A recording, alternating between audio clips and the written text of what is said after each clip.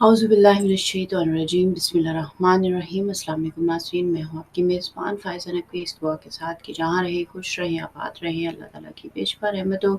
बरकतों उसके फ़ज़ल और करम के साए में रहें। परवरदिगार आप सबको सभी अपनों समेत दो जहाँ के शर से महफूज रखे, दो जहाँ का खैर कसीर आप सबके मुक़द्दर में करे और इस दुनिया को अमन और इंसाफ से भर दे और इमाम वक्त के ज़हूर में ताजील फरमाए। तमाम मज़लूमीन जहाँ बिलख़ुसूस गज़ा, फ़लस्तीन, कश्मीर, हिंदुस्तान के मुसलमान, पारा चनार के बहन भाई, लबनान, शाम, इराक़, यमन, सूडान, जहाँ-जहाँ भी इंसानियत और गज़ा के हमारे बहन भाई जो हर दिन हर लम्हे अज़ियतों का शिकार हैं, उन सब के दुखों को, तकलीफ़ों को, अज़ियतों को सुकून, राहतों और दायमी और दुनियावी और उख़रवी कामयाबियों से बदल दे और जो है ज़ालिमीन जहाँ के शर को उनकी तरफ पलटाए, दुश्मनान इंसानियत, दुश्मनान इस्लाम को नेस्त व नाबूद फ़रमाए और हम सब को अपने और हमारी मौजूदा आइंदा नस्लों को हमेशा बहके मासूमीन इमाम ज़माना अलैहिस्सलाम के सच्चे मुखलिस तरीन अहद को निभाने वाले, उनकी राहों को हमवार करने वाले, उनके रास्तों की मुश्किलात को दूर करने वाले, उनकी वादों को पूरा करने वाले, उनका साथ देने वाले हकीकी जो साथी होते हैं, जो मुखलिस साथी होते हैं, उनमें शामिल फ़रमाए जो अहले बसीरत होते हैं, जिनसे इमाम राज़ी और खुश होते हैं, जिनसे जनाब सैयदा फ़ातिमा सलामुल्लाह अलैहा राज़ी और खुश होती हैं, हमें परवरदिगार उन सब में शामिल फ़रमाए। नाज़रीन, आज 7 जुलाई है और 11 माह मुहर्रम है और उम्मीद और दुआ करते हैं कि माह अज़ा के ये लम्हे, ये घड़ियाँ, ये दिन, ये पल आपके वजूद को उस बेदारी से, उस नूरानियत से जो है जो नूरानी करते होंगे कि जो नूरानियत हमें चाहिए है इमाम वक्त के हवाले से, क्योंकि फ़ज़ाइल अहले बैत और मसाइब अहले बैत भी अगर हमारे दिलों को, हमारे वजूद के अंदर पै दर पै मौजूद जो तहें हैं गर्द की और जो तहें हैं गलाज़त की और नजासतों की और नादानियों की और गफलतों की और लाव और लाभ की, उन सब को अगर दूर न कर पाएँ और हमें अपने हदफ से अच्छे अंदाज से ना जोड़ पाएँ, तो फिर हमारी सारी मशक्क़त जो है वो ज़ाया हो जाती है। तो खुदा से दुआ है कि ये गिरिया या ये मातम जो हमने 10 दिन किया है और अभी आने वाले दिनों में भी हम करेंगे इंशाल्लाह और उस सब के एवज़ में हमें इस काबिल करे कि हम इमाम वक्त के साथ अमली मैदानों में हकीकी अंदाज से खड़े हो सकें और इस काबिल हो सकें कि अपने वक्त के इमाम के साथ शामिल हो सकें। अगर ये गिरिया औज़ारी जब हम किसी इत्रदान के पास जाते हैं जो जिससे हम इत्र खरीदते हैं, खुशबू खरीदते हैं, परफ्यूम लेते हैं और कुछ देर अगर हम वहाँ खड़े रहते हैं, तो आप ये देखते हैं कि हमारे कपड़ों से, हमारे इर्द पास से कहीं न कहीं से कोई न कोई खुशबू आने लगती है। अगर और यही हम 10 दिन, 11 दिन तो मुसलसल आम तौर पे सब लोग मजालिस जाते ही हैं, 2.5 महीने हम मजालिस पे जाते हैं। पूरा साल चहारदा मासूमीन की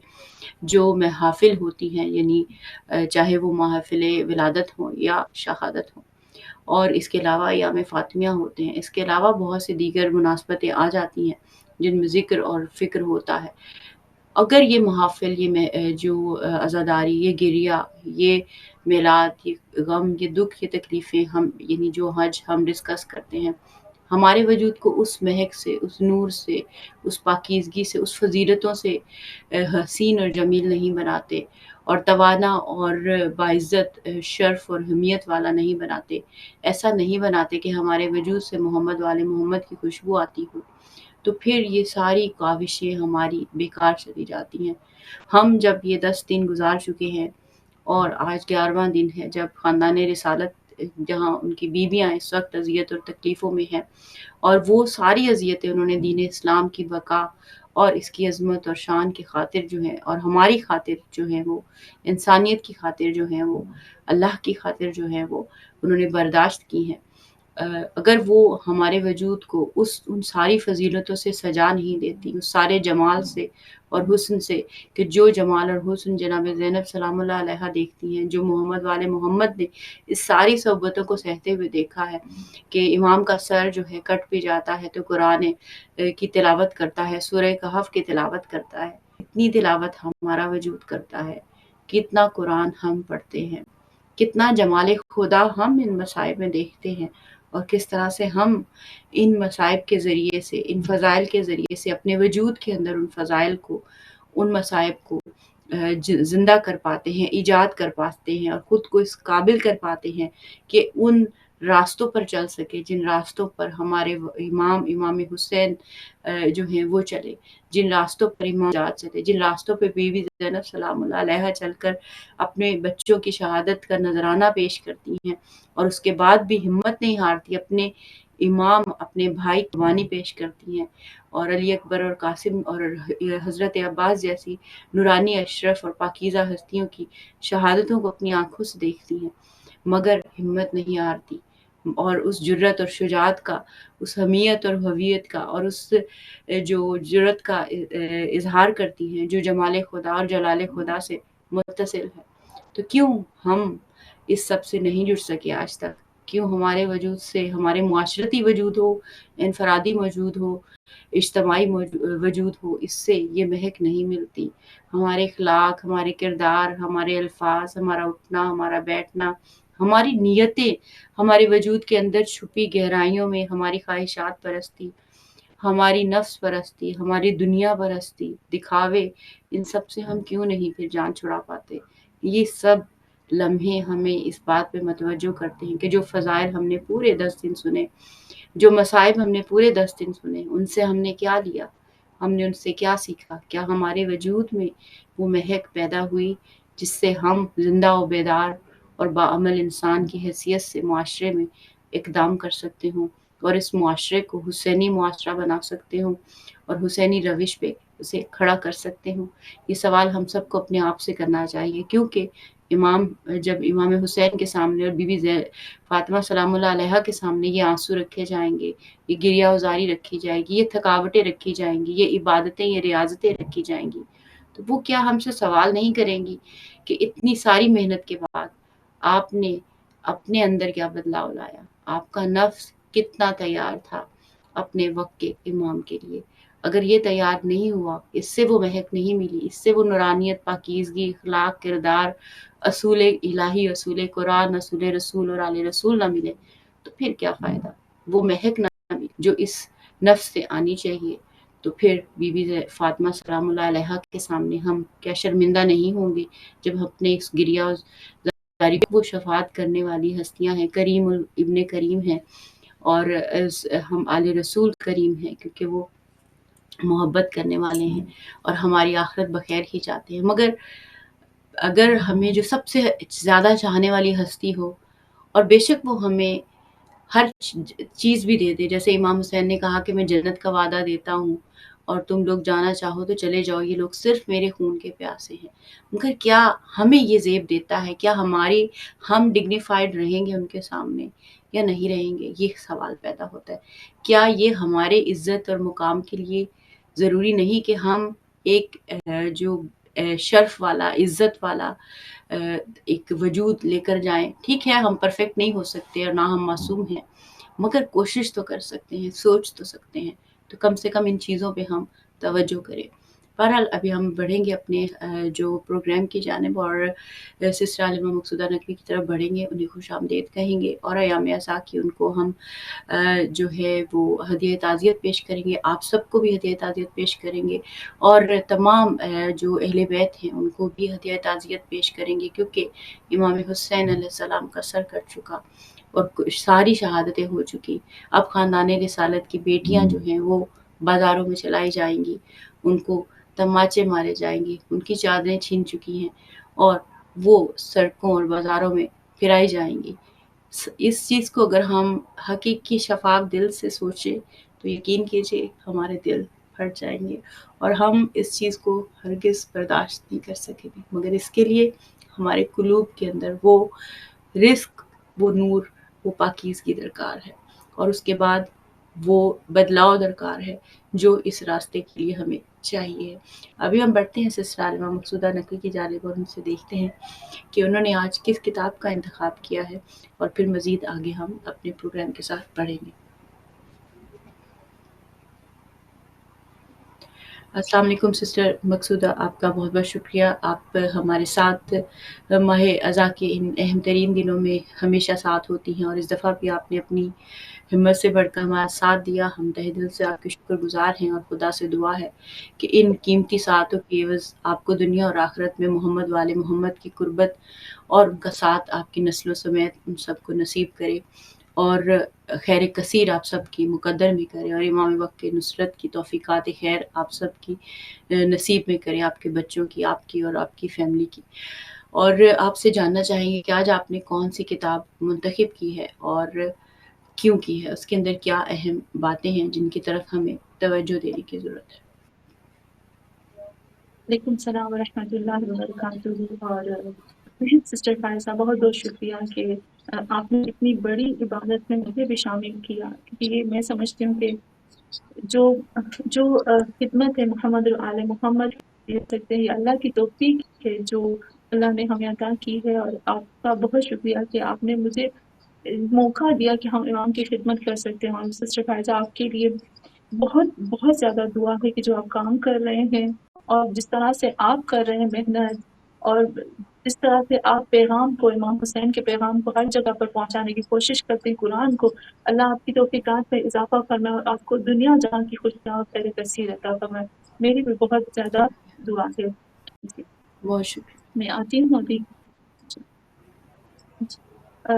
सिस्टर फायजा, अभी जो मैंने किताब चूज की है ना, ये बहुत खूबसूरत किताब है और बहुत छोटी किताब है। आप अजब हो जाओगे, अभी तक हमने जितनी किताबों की बात की है ना, वो जो किताबें होती हैं तकरीबन 200 पेजेस की होती है, 100 पेजेस की, यानी 100 पेजेस से कम तो मुझे नहीं लगता, या 50 पेजेस से कम कोई भी हमने बुक ऐसी नहीं बयान की है। लेकिन ये आप अजब हो जाओगे, इतनी छोटी सी बुक है।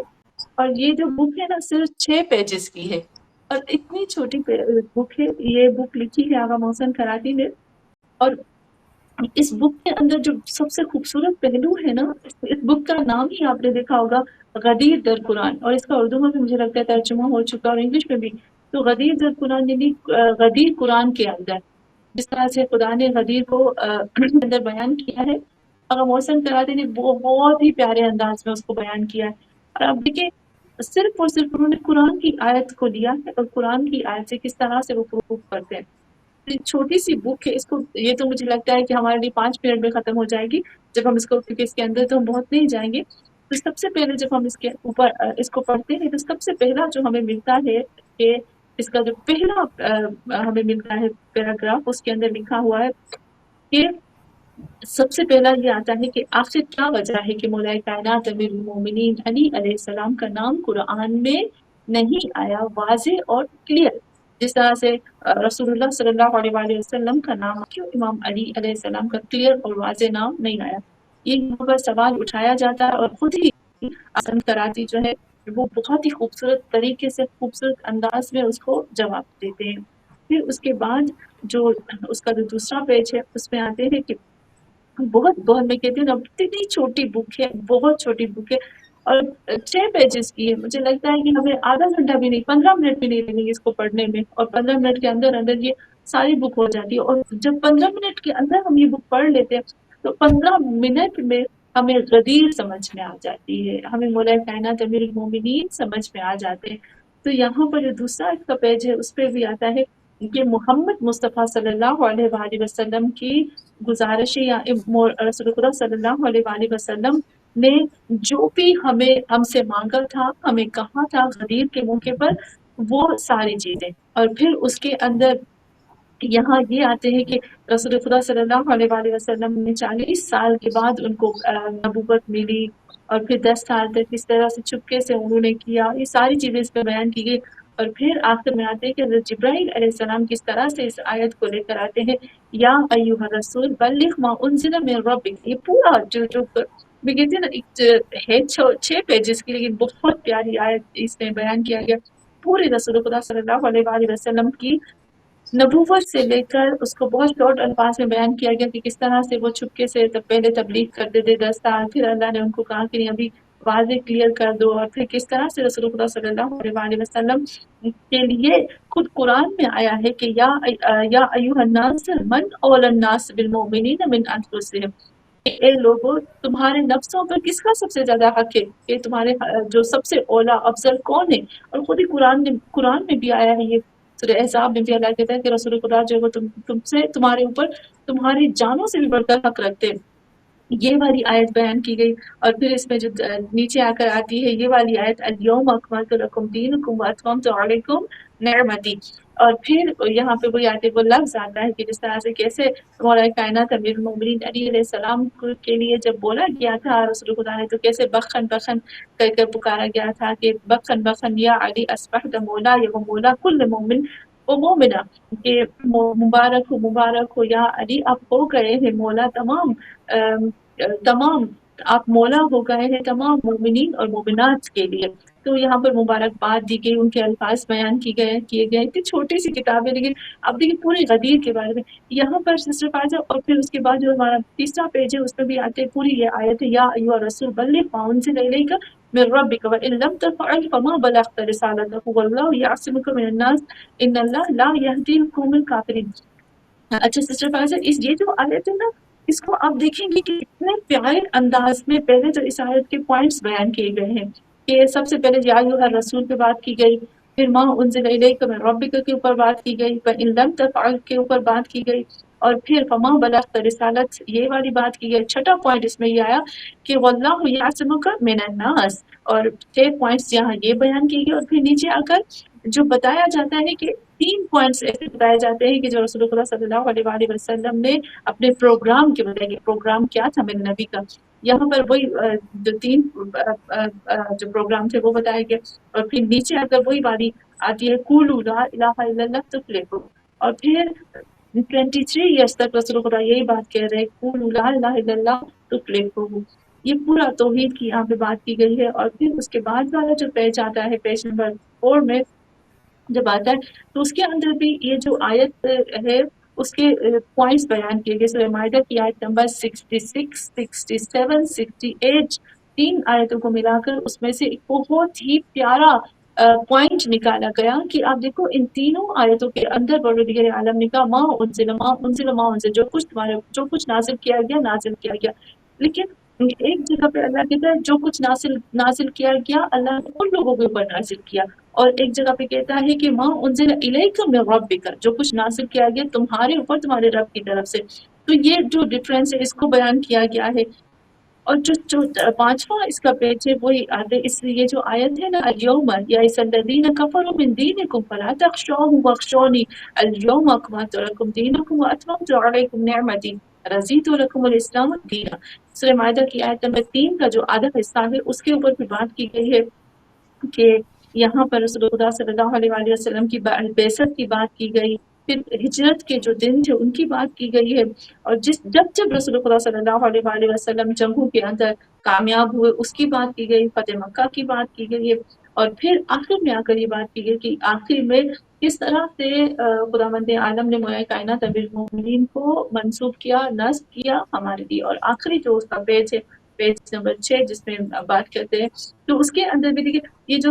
اس کے اندر کچھ آیتیں ہیں جس کے اوپر تھوڑا تھوڑا اس کی جو ہے ہائی لائٹ کیا گیا ہے، جیسے سورہ بقرہ کی آیت نمبر 105 کو بتایا گیا وَأُتِمُّ نِعْمَتِي عَلَيْكُمْ وَيُتِمُّ نِعْمَتِي عَلَيْكُمْ، یعنی بہت ہی مین پوائنٹ بیان کیا گیا ہے نعمت کے بارے میں، اور کہاں کہاں پروردگار عالم نے قرآن میں اتم نعمت تمام کی نعمت کو کس کس جگہ پر بیان کیا، وہ بتاتے ہیں کہ 3 جگہوں پہ اللہ نے بیان کیا ہے، سورہ بقرہ میں، سورہ فتح نمبر 2 میں، اور پھر سورہ مائدہ آیت نمبر 6 کے اندر آتا ہے، یہ اس کے اوپر پہ بات کی گئی ہے۔ پھر جو دوسرا پوائنٹ اس میں آتا ہے لیظہرہ علی الدین کلہ، تو خداوند عالم نے قرآن میں 3 مرتبہ یہ لفظ کہا ہے لیظہرہ علی الدین کلہ، کہ پروردگار عالم اپنے دین کو مکمل کر کے رہے گا۔ یہ 3 دفعہ قرآن میں ہمارے پاس موجود ہے، سورہ توبہ کے اندر، سورہ فتح کے اندر، سورہ صف کے اندر، اور پھر سورہ نور کے اندر بھی بتایا، اور سورہ نور کے اندر تو پروردگار عالم نے خاص کہا ہے وَلَيُمَكِّنَنَّ لَهُمْ دِينَهُمُ الَّذِي ارْتَضَىٰ لَهُمْ، یہ کلیئر کہا گیا ہے۔ تو یہاں پر سسٹر فائدہ بہت ہی کہتے ہیں ظریف اور نازک نقطے جو پوائنٹس ہے اس کی بات کی گئی ہے اس میں، اور پھر یہی آتا ہے کہ تم لوگوں سے مت ڈرو۔ اچھا یہاں پر یہاں آغا محسن کراتی بتاتے ہیں کہ مجھے ایک یمن کے جوان نے ایک پوائنٹ سکھایا، یا خود آغا محسن کراتی کہتے ہیں اس بک کی جو مجھے بہت اچھی چیز لگی جس کو میں شیئر کرنا چاہوں گی، کہ आगा मोहसिन करादी कहते हैं कि यमन का एक लड़का था, मुझे उसने एक चीज़ सिखाई। वो कौन-सी चीज़ थी? कहते हैं कि यमन का लड़का कहता है कि जितने भी हमारे मज़हब हैं, जितने भी फ़िरके हैं, वो इस बात पे इस बात पे इत्तेफ़ाक करते हैं कि इमाम मेहदी आखिर-उज़्ज़मां जो है वो ज़हूर फ़रमाएँगे और इमाम मेहदी आखिर-उज़्ज़मां जो है वो मोहम्मद मुस्तफ़ा सल्लल्लाहु अलैहि वसल्लम की औलाद में से होंगे। और इस बात को सब मानते हैं, हर फ़िरका मानता है। जैसे आपने भी उस दिन सिस्टर फ़ायज़ा बहुत प्यारे अंदाज़ में कहा था कि इमाम मेहदी को तो सब मानते हैं, लेकिन थोड़ा-सा फ़र्क है। कुछ कहते हैं पैदा हो चुके हैं, कुछ कहते हैं नहीं हुए, यानी थोड़ा-सा सिर्फ़ ये फ़र्क है, बाकी और कोई ख़ास इतना फ़र्क नहीं है। सब ये बात मानते हैं कि औलाद मोहम्मद मुस्तफ़ा सल्लल्लाहु अलैहि वसल्लम बीबी फ़ातिमा ज़हरा का बेटा होगा। ये सब जो है इस चीज़ पे एग्री है। वो दुनिया को जो है वो अदल से भर देगा और इमाम मेहदी को जो चूज़ करने वाला है वो खुदा की ज़ात है। खुदा ही उसको चूज़ करेगा। खुदा उनको उनका ज़हूर जो खुदा करवाएगा, खुदा उनको भेजेगा, ये सारा काम जो है वो परवरदिगार आलम करेगा। तो यहाँ पर आगा मोहसिन कराची कहते हैं कि मुझे उस यमनी बच्चे ने ये सिखाया, उसने आकर कहा कि जो आखिरी इमाम है, जो आखिरी इमाम है, जब उसको परवरदिगार आलम चूज़ करता है और उसको अल्लाह भेजता है, उसके लिए सारा इंतज़ाम अल्लाह करता है, उसके लिए अल्लाह ने वक़्त मुकर्रर किया है। जब आखिरी के लिए खुदा ने सब कुछ किया है, तो पहले के लिए क्यों नहीं? तो पहले को भी जब आखिरी को किया तो इसका मतलब है पहले को भी करना चाहिए। तो पहले के लिए भी खुदा ने वैसा ही इंतज़ाम किया, वैसे ही उसको चूज़ किया जैसे आखिरी को किया। तो इस किताब के अंदर जो आखिरी नुक्ते हैं उसमें यही बात आती है। फिर कुरान की जो आयत है सूरह कसस की आयत नंबर 68 उसके बारे में बात की गई है कि वरब्बुका यख़्लुक़ु मा यशा व यख्तारु मा कान लहुम खियरा। और फिर वही कहेंगे कि इसके अंदर आखिरी जो आयत बयान की गई वो मुझे बहुत प्यारी लगती है। सिस्टर फ़ायज़ा मैं चाहती हूँ वो आखिरी आयत है उसको मैं थोड़ा-सा आपके साथ शेयर करूँ। वो है सूरह अहज़ाब की आयत नंबर 36 जी। तो ये जो आयत नंबर 36 है सूरह अहज़ाब की उसमें खुदावंद यानी आखिरी उस किताब के जो हिस्से में आता है वो यही है कि अल्लाह कहते हैं मा कान लिलमुमिनिन वला मुमिना इज़ा क़ज़ल्लाहु व रसूलुहु अम्रन अन यकून लहुम खियरतु मिन अम्रिहिम व मन यअसिल्लाह व रसूलहु फ़क़द ज़ल्ल ज़लालन मुबीना। यहाँ कहते हैं मा कान लिलमुमिना नहीं है किसी मोमिन मर्द के ऊपर और किसी मोमिना औरत के ऊपर जब अल्लाह और उसका रसूल कोई फैसला कर दे किसी बात के बारे में, किसी हुक्म के बारे में, जो कुछ उसके लिए खैर ही होता है और फिर उस हुक्म को अल्लाह और उसका रसूल चूज़ करता है तो उसमें खैर ही होता है उनके लिए, तो उसकी नाफरमानी नहीं कर सकते हैं। यानी जो भी कुछ अल्लाह और उसके रसूल ने चुना है उनके लिए, उनको उसको अंजाम देना है। लेकिन अगर कोई उसकी मासियत करता है, मैं यासिल्लाह व रसूलहु फ़क़द ज़ल्ल ज़लालन मुबीना, अगर किसी ने रसूल और अल्लाह और उसके रसूल की नाफरमानी की तो वो सबसे बड़ी गुमराही में, और इतनी बड़ी गुमराही वो जो खुल्लम-खुल्ला गुमराही, ऐसी गुमराही कि दोबारा वहाँ से फिर वो वापस नहीं आ पाएगा। तो ये जो है सिस्टर फ़ायज़ा जो आज की बुक है, और आप सोचते होंगे कि आज के दिन मैंने क्यों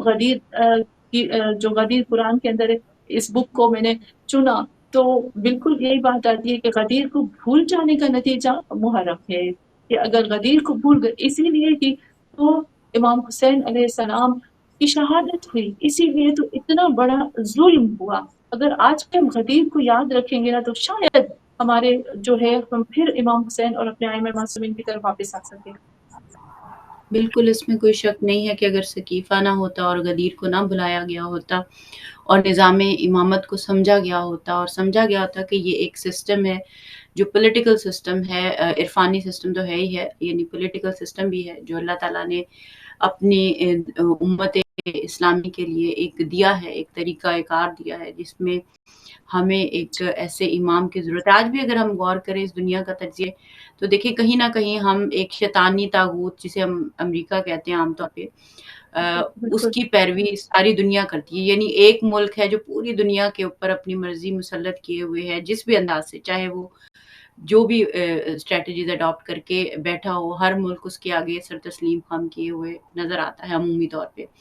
और यही यानी इससे ये भी अंदाज़ा होता है कि कोई एक ऐसी पावरफुल लीडरशिप चाहिए होती है इंसानियत को कि जिसके साए में सबको इंसाफ और अमन की तवक्को मुमकिन हो सके। बिल्कुल। और हमने ये देखा कि तमाम अदालतें और तमाम यूनाइटेड नेशन, तमाम इंटरनेशनल लॉ, हर चीज़ जो है वो फ़ेल होती हुई नज़र आई हमें। सारे मार्के इंसानियत जो सोच जो कि अभी भी चल रहा है गज़ा में, और मज़लूमीन जो है वो हर दिन मासूम इंसान कत्ल हो रहे हैं ज़ुल्म के साथ। और जैसे इमाम ने फरमाया कि मज़लूमीन की हिमायत करते रहना और ज़ालिमीन के खिलाफ हक गोई करते रहना, और ज़ालिम को ज़ालिम कहना, और अपने वक़्त के जो फ़िरौन हैं, अपने वक़्त के जो नमरूद हैं, अपने वक़्त के जितने भी ज़ालिमीन हैं, यज़ीद हैं, उन सब का नाम लेना, उन सब को याद करना, उन सब पे लानत करना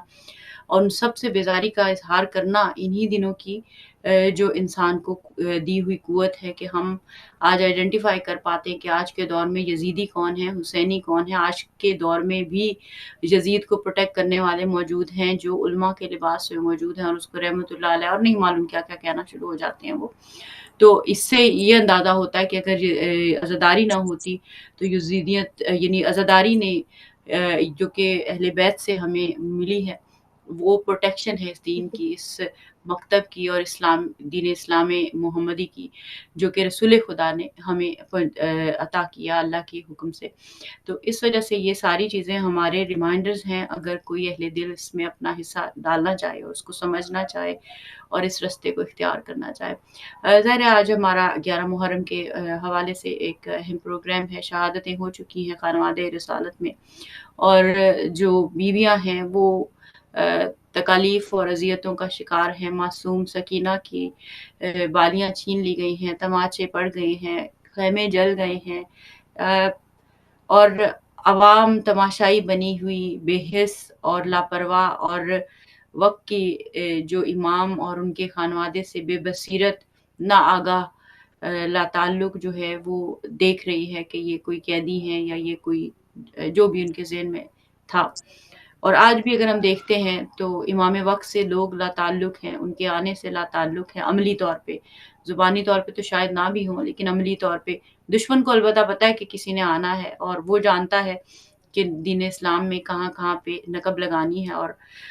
उस रास्ते को किस तरीके से बंद करना है। और वो चंद एक मुट्ठी भर लोग हैं जो इमाम के ज़हूर की तैयारी की तरफ मुतवज्जो हैं। क्या कहेंगी कि आज के दिन जो 11 मुहर्रम को हमारे ख़ानवादे रिसालत और इमामत जो है,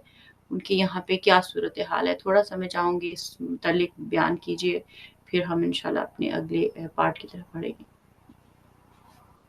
जी सिस्टर फ़ाइज़ा, जिस तरह से आपने बयान किया वही 11 मुहर्रम की जो हम बात करें तो दिल को बहुत तकलीफ़ होती है। वही जब हम 11 मुहर्रम कहते हैं तो खुद ब खुद हमारी आँख से आँसू नहीं रुकेंगे अगर हमने 11 मुहर्रम को बोलना शुरू किया और थोड़ा बहुत ही बयान करना शुरू कर दिया। सिस्टर फ़ाइज़ा, बिल्कुल। अक्सर मिलता है कि वही वो कहते हैं ना, सबसे पहली बड़ी बात जो है वो ये मिलती है हमें 11 मुहर्रम को कि सब शुहदा, सब जिसे कहते हैं कि सब शहीद हो चुके। अब असीरों को रस्सियों से बाँधकर उनको जब लेकर गया, फिर कि वो एक बहुत बड़े शायर कहते हैं कि इम्तिहान हुसैन खत्म हुआ, इम्तिहान ज़ैनब शुरू हुआ। तो यहाँ पर जो 11 मुहर्रम है वो अभी बीबी ज़ैनब सलामुल्लाह अलैहा का इम्तिहान शुरू होता है। तो 11 मुहर्रम मैं समझती हूँ 10 मुहर्रम से कम नहीं है सिस्टर फ़ाइज़ा, क्योंकि 11 मुहर्रम को जो जो पहला काम किया गया था, इससे पहले कि असीरों को असीर कर उनको लेकर जाए, जो सबसे पहला काम कुछ रिवायतों में मिलता है कि जितने भी शुहदा थे उनका सर जो है तन से वो जुदा किया गया था। 10 मुहर्रम को ही जुदा किया गया था। कुछ जगहों पे मिलता है कि नहीं, 11 मुहर्रम को जुदा किया गया। तो सिस्टर फ़ाइज़ा, 11 मुहर्रम को जुदा किया गया या 10 मुहर्रम को, लेकिन सर तन से जुदा किया गया। और यहाँ पर ये मिलता है कि जब असीरों को लेकर गए, जितने भी बीबी ज़ैनब सलामुल्लाह अलैहा हैं, जितनी भी बीवियाँ हैं, अभी आपने कहा कि 11 मुहर्रम वो है जहाँ सकीना को बीबी सकीना तमाचे खा चुकी है। जैसे जिनके लिए भी इमाम ज़माना कहते हैं कि सलाम हो उस छोटी सी बच्ची पर, एक 3 साल कुछ महीने की बच्ची के ऊपर सलाम हो, جس کے گالوں کا رنگ کربلا سے لے کر شام تک بدلتا رہا۔ تو یہاں پر بی بی سکینہ نے ایک تماچا کھایا 10 محرم کو، 11 محرم کے جب آتے ہیں تو بیویوں کی ردا چھن چکی ہے اور قیام فاطمہ الزہرا لٹ چکے تھے۔ اب وہ جو بیویاں ہیں نہ جانے کس طرح اپنی رات گزاری، اور تمام بیویوں کو کیا کیا گیا، بیویوں کو محمل کے اوپر سوار کیا گیا۔ بی بی زینب آتی ہے، حجاب کا حیا کا بہت خیال رکھا گیا۔ ہمیں کربلا میں ایک بہت بڑا لیسن یہ بھی ملتا ہے کہ دنیا کہیں سے کہیں پہنچا ہے لیکن اپنے حجاب اور اپنی حیا کو، اپنی عفت کو پکڑ کے رکھنا ہے۔ بی بی زینب ہمیں یہ درس دیتی ہے، اے زینبیو دیکھو، یہاں پر جب بی بی زینب نے سب کو سوال کیا، میں کہتی ہوں نا کہ وقت کا جو امام ہے، امام یہاں پر سسٹر فائزہ یہ ہمیں نہیں بھولنا چاہیے کہ امام سجاد علیہ السلام اس وقت امام مہدی کی طرح ہم کہہ سکتے ہیں کہ پردہ غیب میں، کیونکہ امام سجاد علیہ السلام تھے، ہیں جس طرح سے امام مہدی ہے، لیکن بی بی زینب ان کو چھپا رہی ہیں کیونکہ علی کے نام کی وجہ سے وہ چھپ گئے ہیں۔ یہاں پر امام سجاد کو بچانا ہے اور بی بی زینب جو ہے وہ امام سجاد کو سوار کرتی ہے۔ یہاں آتا ہے کہ تمام بیویوں کو سوار کرتی ہے، لیکن جب بی بی زینب کے سوار ہونے کی بات آتی ہے تو وہ بی بی یہ 11 محرم کی بات ہے کہ وہ بی بی کیا کرتی ہے، دائیں دیکھتی ہے، بائیں دیکھتی ہے اور پھر گریا کرتی ہے، کہتی ہے کہاں ہے عباس، کہاں ہو علی اکبر، کہاں ہو میرے حسین۔ تو سب سے بڑا جو یہ واقعہ ہوا، اور دوسری جانب ہمیں یہ بھی ملتا ہے کہ عمر سعد نے تمام شہداء کے سر جو تھے وہ تن سے جدا کیے تھے اور پھر ان کو نیزے پہ بلند کیا تھا تاکہ وہ یزید سے اور ابن زیاد سے کیا کرے، وہ گفٹ ہدیہ اور یہ ساری چیزیں لے سکے تاکہ ان کو دکھا کر۔ تو سسٹر فائزہ تکلیف جو ہوتی ہے نا، اندر سے دل جو جل جاتا ہے، مجھے نہیں پتا یہ میں کس انداز میں بیان کروں، سمجھ میں نہیں آتی۔ 11 محرم کو یہ ہوا تھا کہ جب تمام شہداء کے سروں کو نیزوں پہ بلند کیا گیا تو ان میں سے ایک سر تھا جو نیزے پہ بلند نہیں ہو رہا تھا، وہ بار بار سر جو ہے وہ گر پڑ رہا تھا، کیونکہ یہاں وہ ملتا ہے کہ اس سر کی نظر بی بی زینب پہ پڑتی تھی، وہ نہیں دیکھ پاتا تھا، اور وہ سر ہے مولا عباس کا۔ تو یہاں 11 محرم کو ملتا ہے کیونکہ تمام اسرا جو تھے ان کو رسیوں سے باندھا گیا، ان کو بغیر بے کجا اونٹوں پر سوار کیا گیا۔ میں اس کو بیان نہیں کرتی کہ اس کی تکلیف کس قدر ہو، لیکن وہ سر جو ہے وہ نیزے پہ بلند نہیں ہو رہا۔ مجھے سمجھ میں نہیں آ رہی تھی کہ یہ جو سر ہے وہ کس کا سر تھا، وہ مولا عباس کا سر ہے۔ لیکن سسٹر فائزہ آپ بھی یقیناً سوچتے ہوں گے، میں بہت سوچتی تھی کہ مولا عباس کے سر کو کہتے ہیں کہ گھوڑے کے گلے میں باندھا گیا، تو میں سوچتی تھی کہ وہ جو سر مبارک ہے وہ کس طرح سے گھوڑے کے گردن میں باندھا گیا۔ سسٹر فائزہ جب یہ میں نے چیز پڑھی نا مولا عباس کی، میں کتنے دنوں تک میری آنکھ سے آنسو نہیں رک رہے تھے کہ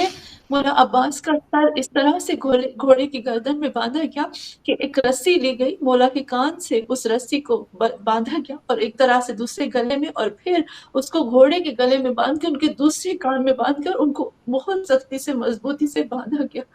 اور یہاں بی بی زینب جب 40 دن ہو گئے تھے، اور میں اس کو کرتی ہوں کہ یہاں مولا عباس کے سر کی جو حالت ہوئی تھی وہ کیا تھی، کیونکہ گھوڑے کی گردن میں ان کو باندھا گیا تھا۔ تو جب شام پہنچے تھے اور شام میں جب اجازت ملی تھی جانے کی تو بی بی زینب نے کہا تھا کہ ہمارے سر ہمیں واپس کرو تاکہ ہم تھوڑی سی نوحہ سری کر سکیں، ہم گریا کریں، ہم نے گریا نہیں کیا۔ تو سسٹر فائزہ جب شام کے زندان میں، جب شام کے زندان میں خراب شام میں جب مجلس برپا کی گئی تو تمام شہداء کے سر آتے گئے، بیویاں لیتی گئی۔ پھر ایک سر آتا ہے، جو سب سر جو تھے وہ امام سجاد کے ہاتھ میں آتے تھے اور امام جو تھے وہ آگے بڑھاتے تھے۔ تو ایک سر جب آتا ہے تو امام سجاد لیتے ہیں اور بی بی زینب کے ہاتھ میں دیتے ہیں۔ بی بی زینب ہے نا اس سر کو ہاتھ میں پکڑ کے وہ پوچھتی ہے، کہتی ہے کہ بیٹا سجاد یہ کس کا سر ہے؟ تم نے مجھے حسین کا سر دیا، میں پہچان گئی۔ تم نے علی اکبر کا سر دیا، میں پہچان گئی۔ تم نے قاسم کا سر دیا، میں پہچان گئی۔ اور محمد کے سر کو پہچان گئی۔ لیکن یہ سر کون سا ہے جس کو میں پہچان نہیں پا رہی ہوں؟ تو سسٹر فائزہ یہ اتنی تکلیف دہ بات ہے، اتنی تکلیف دہ بات ہے. یہ جب پڑھا تھا نا، جو کیونکہ میں لائبریری میں جا کر جتنے بھی مصائب ہیں ان کے بارے میں نے سرچ کی تھی. میں جو سن کے نہیں بولتی ہوں، میں آیت اللہ کی جو کتابیں ہوتی ہیں ان کو پڑھ کے بولتی ہوں. تو جب میں نے یہ چیز پڑھی تھی تو میں کتنے دنوں تک میرے اندر سے چیز نہیں نکل پا رہی تھی. تو اس وقت امام سجاد کہتے ہیں بی بی زینب سے کہ وہ بھی اماں آپ نے نہیں پہچانا؟ کہا یہ جب پیدا ہوئے تھے نا تو آپ کے ہاتھ میں پیدا ہوئے تھے اور وہ آپ کے ہاتھ میں پلے بڑھے اور آج آپ نہیں پہچان پا رہے. کہا نہیں میں نہیں پہچان پا رہی. کہا یہ عباس کا سر. آپ کو یاد ہے جب عباس پیدا ہوئے تھے تو آپ کے ہاتھ میں آئے تھے، آپ نے ہاتھ میں لیا تھا سب سے پہلے، اور آج آپ اس کو نہیں پہچان پا رہے. اس وقت بی بی زینب نے جو بین کیے نا وہ یہ تھے، مولا عباس کے سر مبارک کو ہاتھ میں لیتے ہیں، لے کر مولا عباس کے گالوں پہ ہاتھ پھیرتی ہے، ان کے چہرے پہ ہاتھ پھیرتی ہے اور کہتی ہے اے میرے کمر بنی ہاشم. اب وہ شعر پڑھو نا سسٹر فائزہ جو عربی زبان میں ہے، کلیجہ باہر آتا ہے، کلیجہ باہر آتا ہے. کہتی ہے اے میرے کمر بنی ہاشم، تم تو چاند تھے نا، تم تو کمر تھے نا، میرے کمر کو کس نے گرہن لگایا. اور پھر بیٹھ جاتی ہیں اور مولا عباس کے سر کو لے کر اور کہتی ہیں اے عباس کہاں کہا، کیونکہ خود کہتی ہیں جب گھوڑا کچھ کھاتا ہوگا تو ظاہر سی بات ہے گردن کو جھکاتا ہوگا. اے عباس کہاں کہاں پہ آپ کی گردن کو پتھر لگے، کس کس جگہ پہ، کس کس گڑھے میں، کس کس گرم ریت پہ، کون کون سی چیزیں، کون کون سے پتھر، کون کون سے کانٹے. اے عباس آپ کے چہرے کا گوشت اتر گیا، عباس آپ کے چہرے کا سب کچھ ختم ہو گیا. عباس جی صرف اس لیے تھا کہ مولا عباس دیکھ نہیں پاتے تھے. تو سسٹر فائزہ یہاں پر جو 11 محرم کی جب ہم بات کرتے ہیں نا تو 11 محرم سب سے زیادہ تکلیف دہ ہے، بہت زیادہ تکلیف دہ. اور پھر بیویوں کے بارے میں ملتا ہے کہ یہاں پر جب اسیروں کو لے کر جا رہے تھے 11 محرم کو تو اس وقت ابن زیاد کو اطلاع ملی اور ابن زیاد نے کیا کیا، اپنی جگہ کو، اپنے محل کو سجانا شروع کر دیا تھا. تیاریاں کر رہا ہے نا کہ اسیر آئیں گے، تیاریاں کر رہا ہے کہ فاطمہ الزہرا کی بیٹیاں آئیں گی، تیاریاں کر رہا کہ زینب رسی میں بندھ کے آئے گی. یہ تیاری ہو رہی 11 محرم کو. پھر میں اپنے 11 محرم کی بات کی سسٹر فائزہ، میرے لیے بہت زیادہ سخت ہو رہا ہے یہ چیز پڑھنا کہ 11 محرم کو جب بیویاں جان بوجھ کر انہوں نے بیویوں کو قتل گاہ سے گزارا تھا. یہ 11 محرم کے بارے میں ملتا ہے کہ جب ان لوگوں نے قتل گاہ سے بیویوں کو گزارا تو بیویوں نے جب دیکھا نا اپنے پیاروں کو، میں نہیں بیان کر سکتی سسٹر فائزہ. ہم تھوڑی دیر کے لیے تصور کریں کہ امام حسین علیہ السلام کے جسم پر سر مبارک نہیں ہے اور ان کا جو جسم ہے گھوڑوں سے پامال ہو چکا ہے. ان کا جسم جو ہے وہ بالکل کہتے قوی ہیکل گھوڑے سے، کچھ ملتا ہے 40 گھوڑے تھے جو سب سے زیادہ طاقتور گھوڑے، اور خاص طور پر منگوائے ہی امام حسین کے لیے گئے تھے. اور خاص طور پر امام حسین کے جسم کو ان گھوڑوں کے سموں سے، ٹاپوں سے، اور ان ٹاپوں کو جو پہنایا جاتا ہے نا نال، وہ ان کو خاص منگوایا گیا تھا کہ امام حسین کو اس سے کچھ نہ جائے. تو اس سے امام حسین کے جسم کو کچل چکے تھے. یہاں پر وہ ملتا ہے کہ 11 محرم کو جب وہاں سے بیبیوں کو گزارا گیا تو بیبیوں نے اپنے آپ کو محمد سے گرا دیا تھا اور پھر اپنے پیاروں کے سروں پہ آ گئے تھے. اس میں سے ملتا ہے کہ جنہ کے لیے ملتا ہے بی بی سکینہ. اور پھر جب کہا کہ اب چلو اب واپس جانا ہے اور جان بوجھ کر اس جگہ سے گزارا گیا تاکہ اور ان کو تکلیف ہو، اور تکلیف دینے کے لیے. پھر جب قافلے کو لے کر جا رہے تھے تو بی بی سکینہ اپنے باپ کو چھوڑ نہیں پا رہی تھی. سسٹر فائزہ ایک چیز میں آپ کو کہوں، آپ ایک بیٹی ہے نا، میں بھی ایک بیٹی ہوں، مجھے پتا ہے میں ہمیشہ یہ دیکھتی ہوں، اپنے بابا کو دیکھتی ہوں، ابھی بھی میں سوچتی ہوں میرے ابو کی عمر بڑی ہو گئی ہے، 70 ایئر ہو گئے ہیں. سوچتی ہوں میرے ابو نے ٹھیک سے کھانا تو کھایا جب میں پاکستان جاتی ہوں. اب یقین کریں میں ابو کو دیکھتی ہوں، میرا ابو کمزور ہو گیا، مجھے رونا آتا ہے. میں جب دیکھتی ہوں میرا ابو ایک سیڑھی چڑھتے ہوئے دوسری سیڑھی آرام سے چڑھتے ہیں نا، میری آنکھ میں آنسو آ گئے تو میرا ابو کمزور ہو گیا. میں سوچتی ہوں بیٹیاں بہت باپ سے محبت کرتی ہیں، مجھے سمجھ میں نہیں آتا کہ بی بی سکینہ نے کس طرح سے امام حسین کے جسم کو دیکھا ہوگا، سر مبارک نہیں اور جسم پورا کچل چکے. یہ مجھے نہیں پتا چلتا کہ میں کیسے بتاؤں کہ بی بی سکینہ کو وہ جو درد تھا. اور پھر بی بی سکینہ کے بارے میں ملتا ہے کہ وہ اپنے بابا کو چھوڑ نہیں رہے تھے. پھر وہاں پر بی بی سکینہ کو تازیانے مارنا شروع کیے تھے، لیکن بی بی زینب جو تھی وہ سب کے لیے ڈھال بن رہی تھی، اپنی پیٹھ کو پیش کر رہی تھی، اپنے آپ کو پیش کر رہی تھی تاکہ ان کو نہ لگے، اور بی بی زینب اپنے آپ کو پیش کر رہی تھی. تو یہاں سسٹر فائزہ جب ہم یہ دیکھتے ہیں کہ یہ 11 محرم کے قافلے کو لے کر گئے تھے، اور ایک روایت میں ملتا ہے کہ جب قافلے کو لے کر جا رہے تھے نا، یہ آخری لفظ جو میں بتے، پھر ہم دوسری چیز کی طرف آتے ہیں. مجھے بہت تکلیف ہو رہی ہے جی جو چیزیں میں پڑھ رہی ہوں، مجھے بہت تکلیف ہو رہی ہے کیونکہ واقعی یہ چیزیں تکلیف دہ ہیں. میں کبھی کبھی یہ بولتی ہوں سسٹر فائزہ کہ اب اللہ شکر ہے اللہ نے کربلا کا واقعہ قرآن میں بیان نہیں کیا. اگر قرآن میں بیان ہوتا نا تو لوگوں کے دل پھٹ جاتے. میں کہہ سکتی ہوں، میں یقین سے کہہ سکتی ہوں کہ اگر کربلا کا واقعہ قرآن میں بیان ہوتا نا تو یقیناً تو لوگوں کے دل پھٹ چکے ہوتے. کتنے لوگ ایسے ہوتے جو دوبارہ زندہ نہیں ہو پاتے. تو یہاں سسٹر فائزہ جب ہم یہ چیز کہتی ہوں، پھر یہاں پر ختم کرتے ہیں کیونکہ اتنا ہی جو میرے علم کے مطابق یہی چیزیں آتی ہیں، ہو سکتا ہے کچھ اور بھی ہو. یہاں پر ملتا ہے کہ جب 11 محرم کو لے کر جا رہے تھے نا، تو بی بی زینب سلام اللہ علیہا جب قافلے کو لے کر جا رہے تھے تو بی بی زینب سلام اللہ علیہا بار بار نہر فرات کی طرف دیکھ رہی تھی. کتنی دفعہ انہوں نے نہر فرات کی طرف دیکھا. جب دیکھ رہے تھے نا، ایک دفعہ سید الساجدین نے کہا کہ پھوپھی اماں آپ نہر فرات کی طرف بار بار نہ دیکھو. بی بی زینب نے پوچھا کیا ہوا بیٹا؟ کہا جب جب آپ نہر فرات کی طرف دیکھتے ہو نا تو مولا عباس کا جسم اپنی جگہ سے اڑ جاتا ہے. یعنی یہاں مولا عباس کو اور اس وقت تکلیف ہوتی ہے. تو سسٹر فائزہ یہ کچھ ایسے واقعات تھے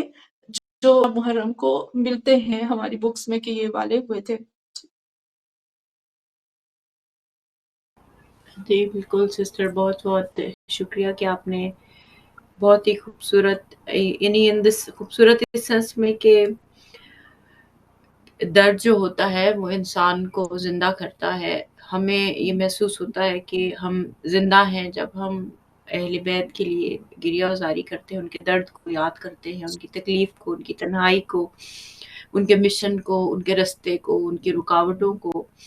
اور ان لوگوں کو جنہوں نے ان کو تنہا کر دیا. اور وہ کس سب کے لیے کیا؟ خدا کے دین کی عظمت اور شان کو برقرار رکھنے کے لیے. اور وہ دین کس کے لیے تھا؟ وہ انسان کے لیے تھا.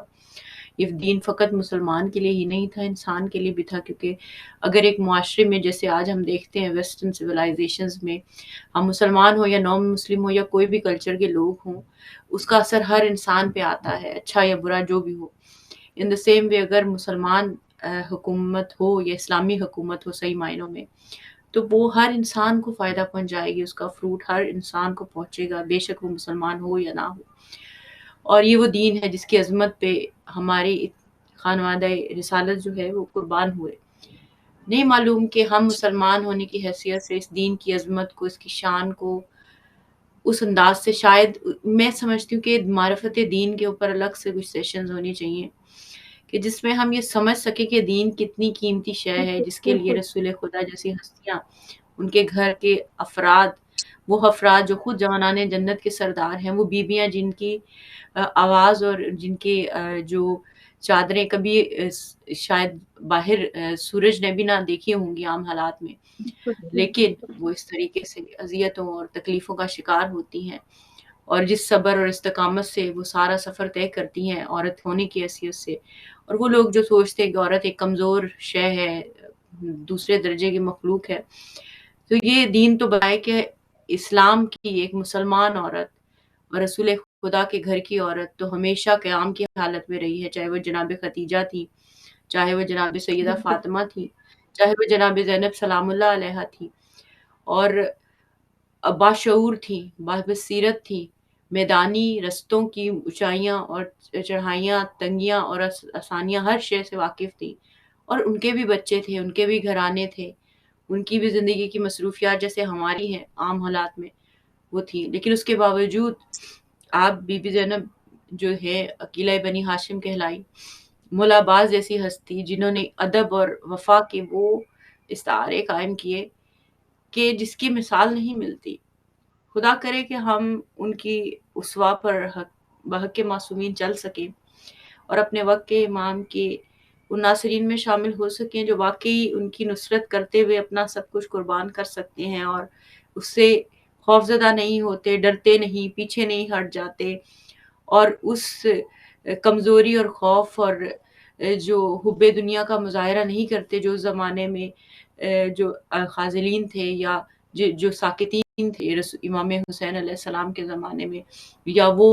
سامعین اور وہ تماشبین تھے کہ جنہوں نے صرف تماشا دیکھا اور اس سے نہ کوئی عبرت لی، نہ کوئی سیکھا، نہ کوئی عمل کیا، نہ اس پہ کوئی صحیح معنوں میں تکلیف کو احساس کیا۔ تو ہم ان لمحوں میں، ان ساعتوں میں خدا سے بس یہی معرفت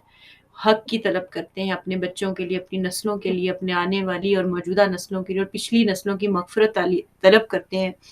کہ جو ان کی زندگیوں میں کمیاں کوتاہیاں ہو گئیں، اور وہ تمام بیمار جو بیمار ہیں بیمار کربلا کے صدقے میں، بحق معصومین کے صدقے میں، ان سب کو پروردگار شفائے کاملہ اور عاجلہ عطا کرے۔ اس سنس میں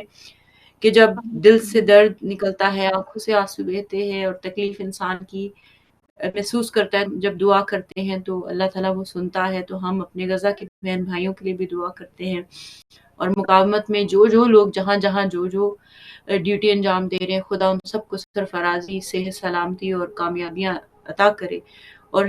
جتنے بھی ظالمین ہیں ان کو نیست و نابود کرے، جو کسی بھی ظالمین کے ساتھ کھڑے ہیں اور انسانیت کے اوپر اس قدر ظلم اور ستم جاری اور ساری کیے ہوئے ہیں۔ تو بحق معصومین دعا یہی کریں گے کہ اللہ ان رہبر معظم کو بھی سلامت رکھے اور ان کے ساتھیوں کو بھی، اور تمام وہ لوگ جو حق کے ساتھ کھڑے ان کی حفاظت اور نصرت فرمائے، اور وقت کے امام کی ظہور میں تاجیل فرمائے، اور ہم سب کو اس قابل کرے کہ جب امام آواز دے تو ہم لہجہ بھی انتظار نہ کریں اور ان کے ساتھ دینے والوں میں اور وفا شعار بصیرت اور بشعور ساتھیوں میں شامل ہو سکے نسلوں سمیت انشاءاللہ آمین۔ ہم اپنے اگلے سیگمنٹ کی طرف بڑھیں گے جو زیارت عاشورہ سے ریلیٹڈ ہے،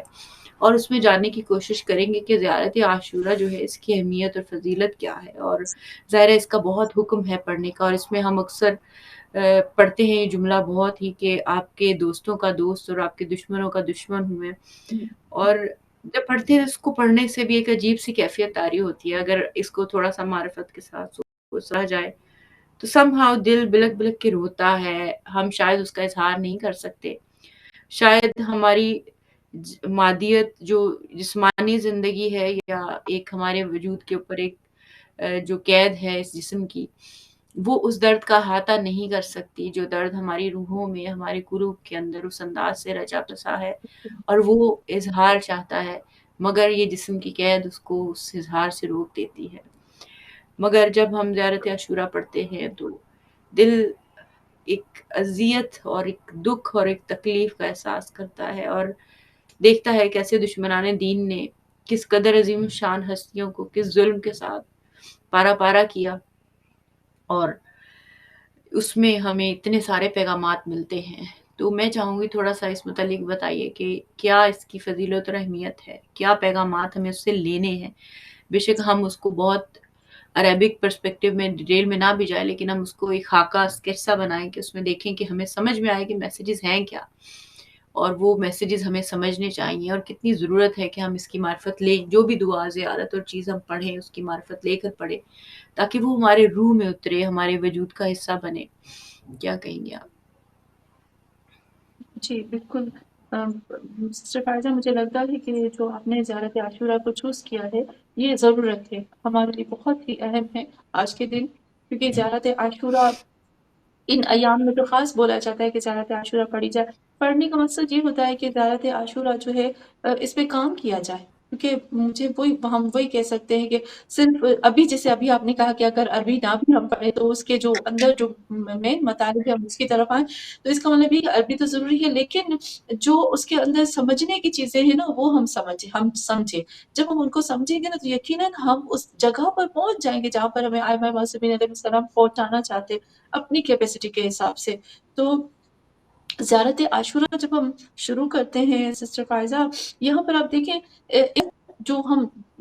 ماشاء اللہ سے مجھے آپ کی یہ بات بہت پیاری لگی تھی کہ آپ نے زیارات کا سلسلہ شروع کیا، اور پہلی مرتبہ میں نے کسی کے ساتھ جو ہے وہ زیارتوں کے بارے میں کیا تھا پروگرام. تو یہاں جو آپ نے زیارت کی بات کی وہ بہت ہی اہم بات ہے. میں اس کے اوپر آپ کو ایک حدیث بتاتی ہوں. جیسے امام رضا علیہ السلام کی حدیث ہے. امام رضا علیہ السلام فرماتے ہیں ان لکل امام من حدن فی عنق اولیائہ. کہ امام فرماتے ہیں کہ جتنے بھی امام رضا علیہ السلام کی حدیث ہے سسٹر فائزہ، اور پھر ہم آتے ہیں زیارت عاشورہ کی طرف. تو یہاں ہمیں پہلے تو زیارت کی ویلیو پتہ چل جائے گی کہ زیارت ہوتی کیا ہے. پھر ہم جب آئیں گے تو ہمیں پتہ چلے گا کہ ہاں میں کس کے اندر آئے، کس چیز کے اندر میں نے قدم رکھا ہے، میں کس چیز کو پڑھ رہی ہوں. تو امام رضا فرماتے ہیں لکل امام احد فی عنق اولیائہ وشیعتہ. جتنے بھی ائمہ معصومین علیہ السلام ہیں ان کے جو ولی ہیں، جو ان کے چاہنے والے ہیں، جو ان کے شیعہ ہیں نا، ان کی گردنوں کے اوپر ایک حق ہے، ایک عہد ہے، اور وہ واجب عہد ہے، اور یعنی عہد ہے جو بہت اہم ہے. وہ کون سا ہے؟ وَإِن مِّن تَمَامِ الْوَفَاءِ بِالْعَهْدِ. وہ یہ ہے کہ وہ وفا کرے، جو بھی وہ بولے وہ وفا کرے، اور وَحُسْنِ الْأَدَاءِ، اور جو بھی کام کرے اس کو بہت خوبصورت طریقے سے ادا کرے. اور پھر زیارت قبورہم. جو تیسرا اگر ہمارے اوپر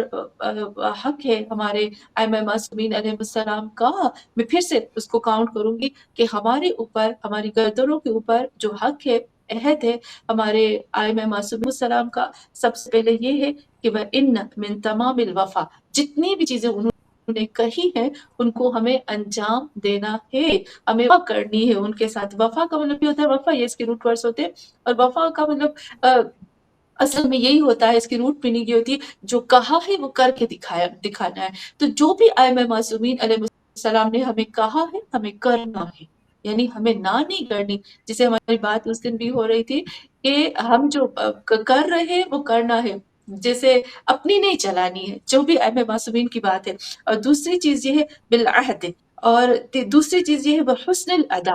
جو بھی ہم انجام دے رہے ہیں نا، جو ہمارا عمل ہے، جو ہم ائمہ معصومین کے لیے کر رہے ہیں، جو خدا کے لیے کر رہے ہیں، یا جو بھی ہم اپنی روزمرہ کی زندگی میں عمل کر رہے ہیں، اس کو خوبصورت انداز میں انجام دیں. اور تیسری چیز آتی ہے جو ہمارے گردنوں کے اوپر ہے، وہ ہے ان کے قبور کی زیارت کرنا. یا اگر نارمل ہے کہ ہر کوئی نہیں جا سکتا ان کی قبر کے لیے زیارت کے لیے، تو ہمارے لیے جو لوگ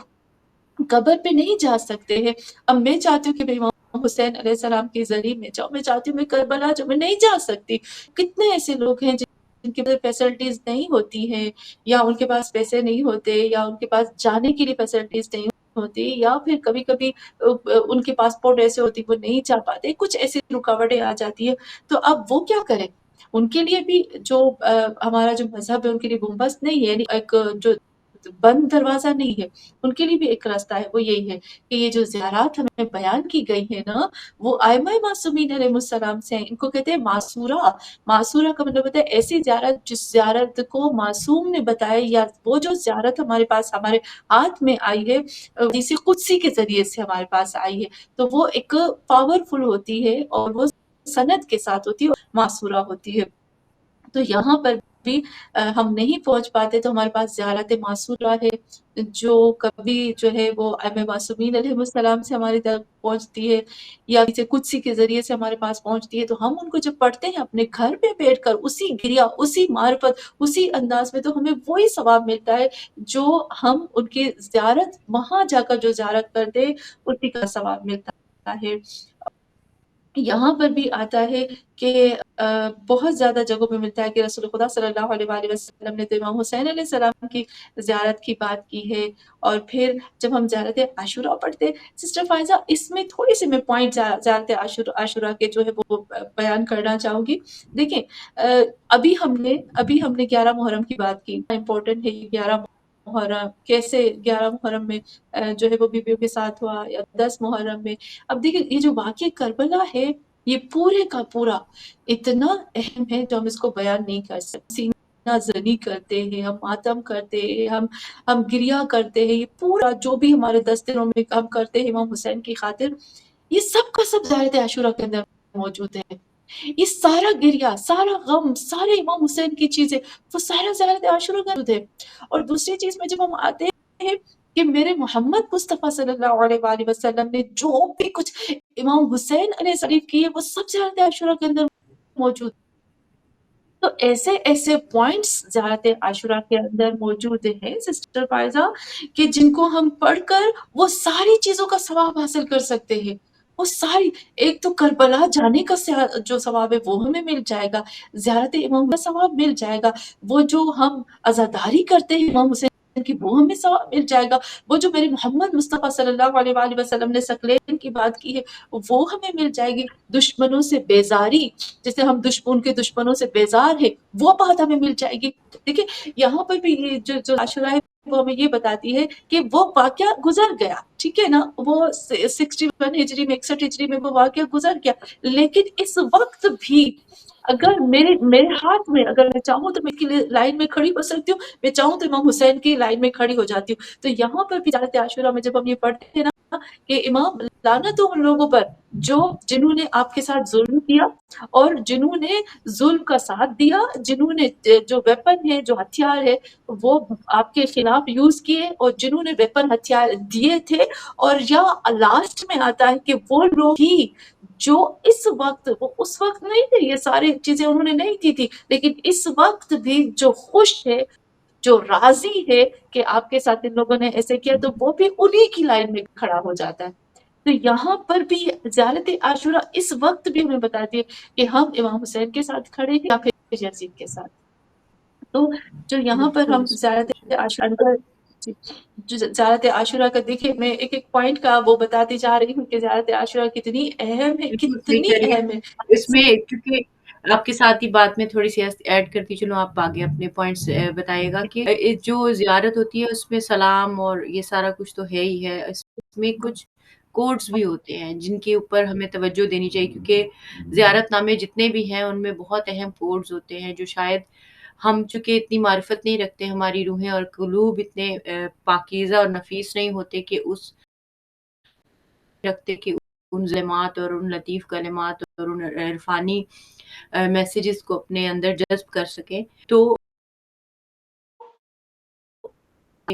وہ کیا ایسے پوائنٹس ہیں جن کی طرف ہمیں متوجہ ہونا چاہیے، یا کم سے کم اپنے اندر وہ شرح صدر پیدا کرنی چاہیے کہ زیارت عاشورہ کو جب ہم پڑھیں تو بس پڑھ نہ لیں جیسے کہ بس ہم نے مرنے کے بعد ظاہر ہے یہ ثواب وہ ہم اس میں کوئی شک نہیں ہے کہ کے بعد ہم جو لوگ زیارت عاشورہ پڑھتے ہیں اور عرفا اور علماء سے ملتا ہے کہ جو آپ کی قبر کی پہلی رات ہوتی ہے اس میں آپ جو لوگ مسلسل پڑھتے رہتے ہیں اس کا کتنا بڑا ثواب بھی ہوتا ہے، اس کا فائدہ بھی ہوتا ہے مختلف انداز سے، پر زندگی میں بھی اس کا بہت فائدہ ہوتا ہے. اور اس کے علاوہ یہ اس میں جو عرفانی پیغامات ہیں، روحانی پیغامات ہیں،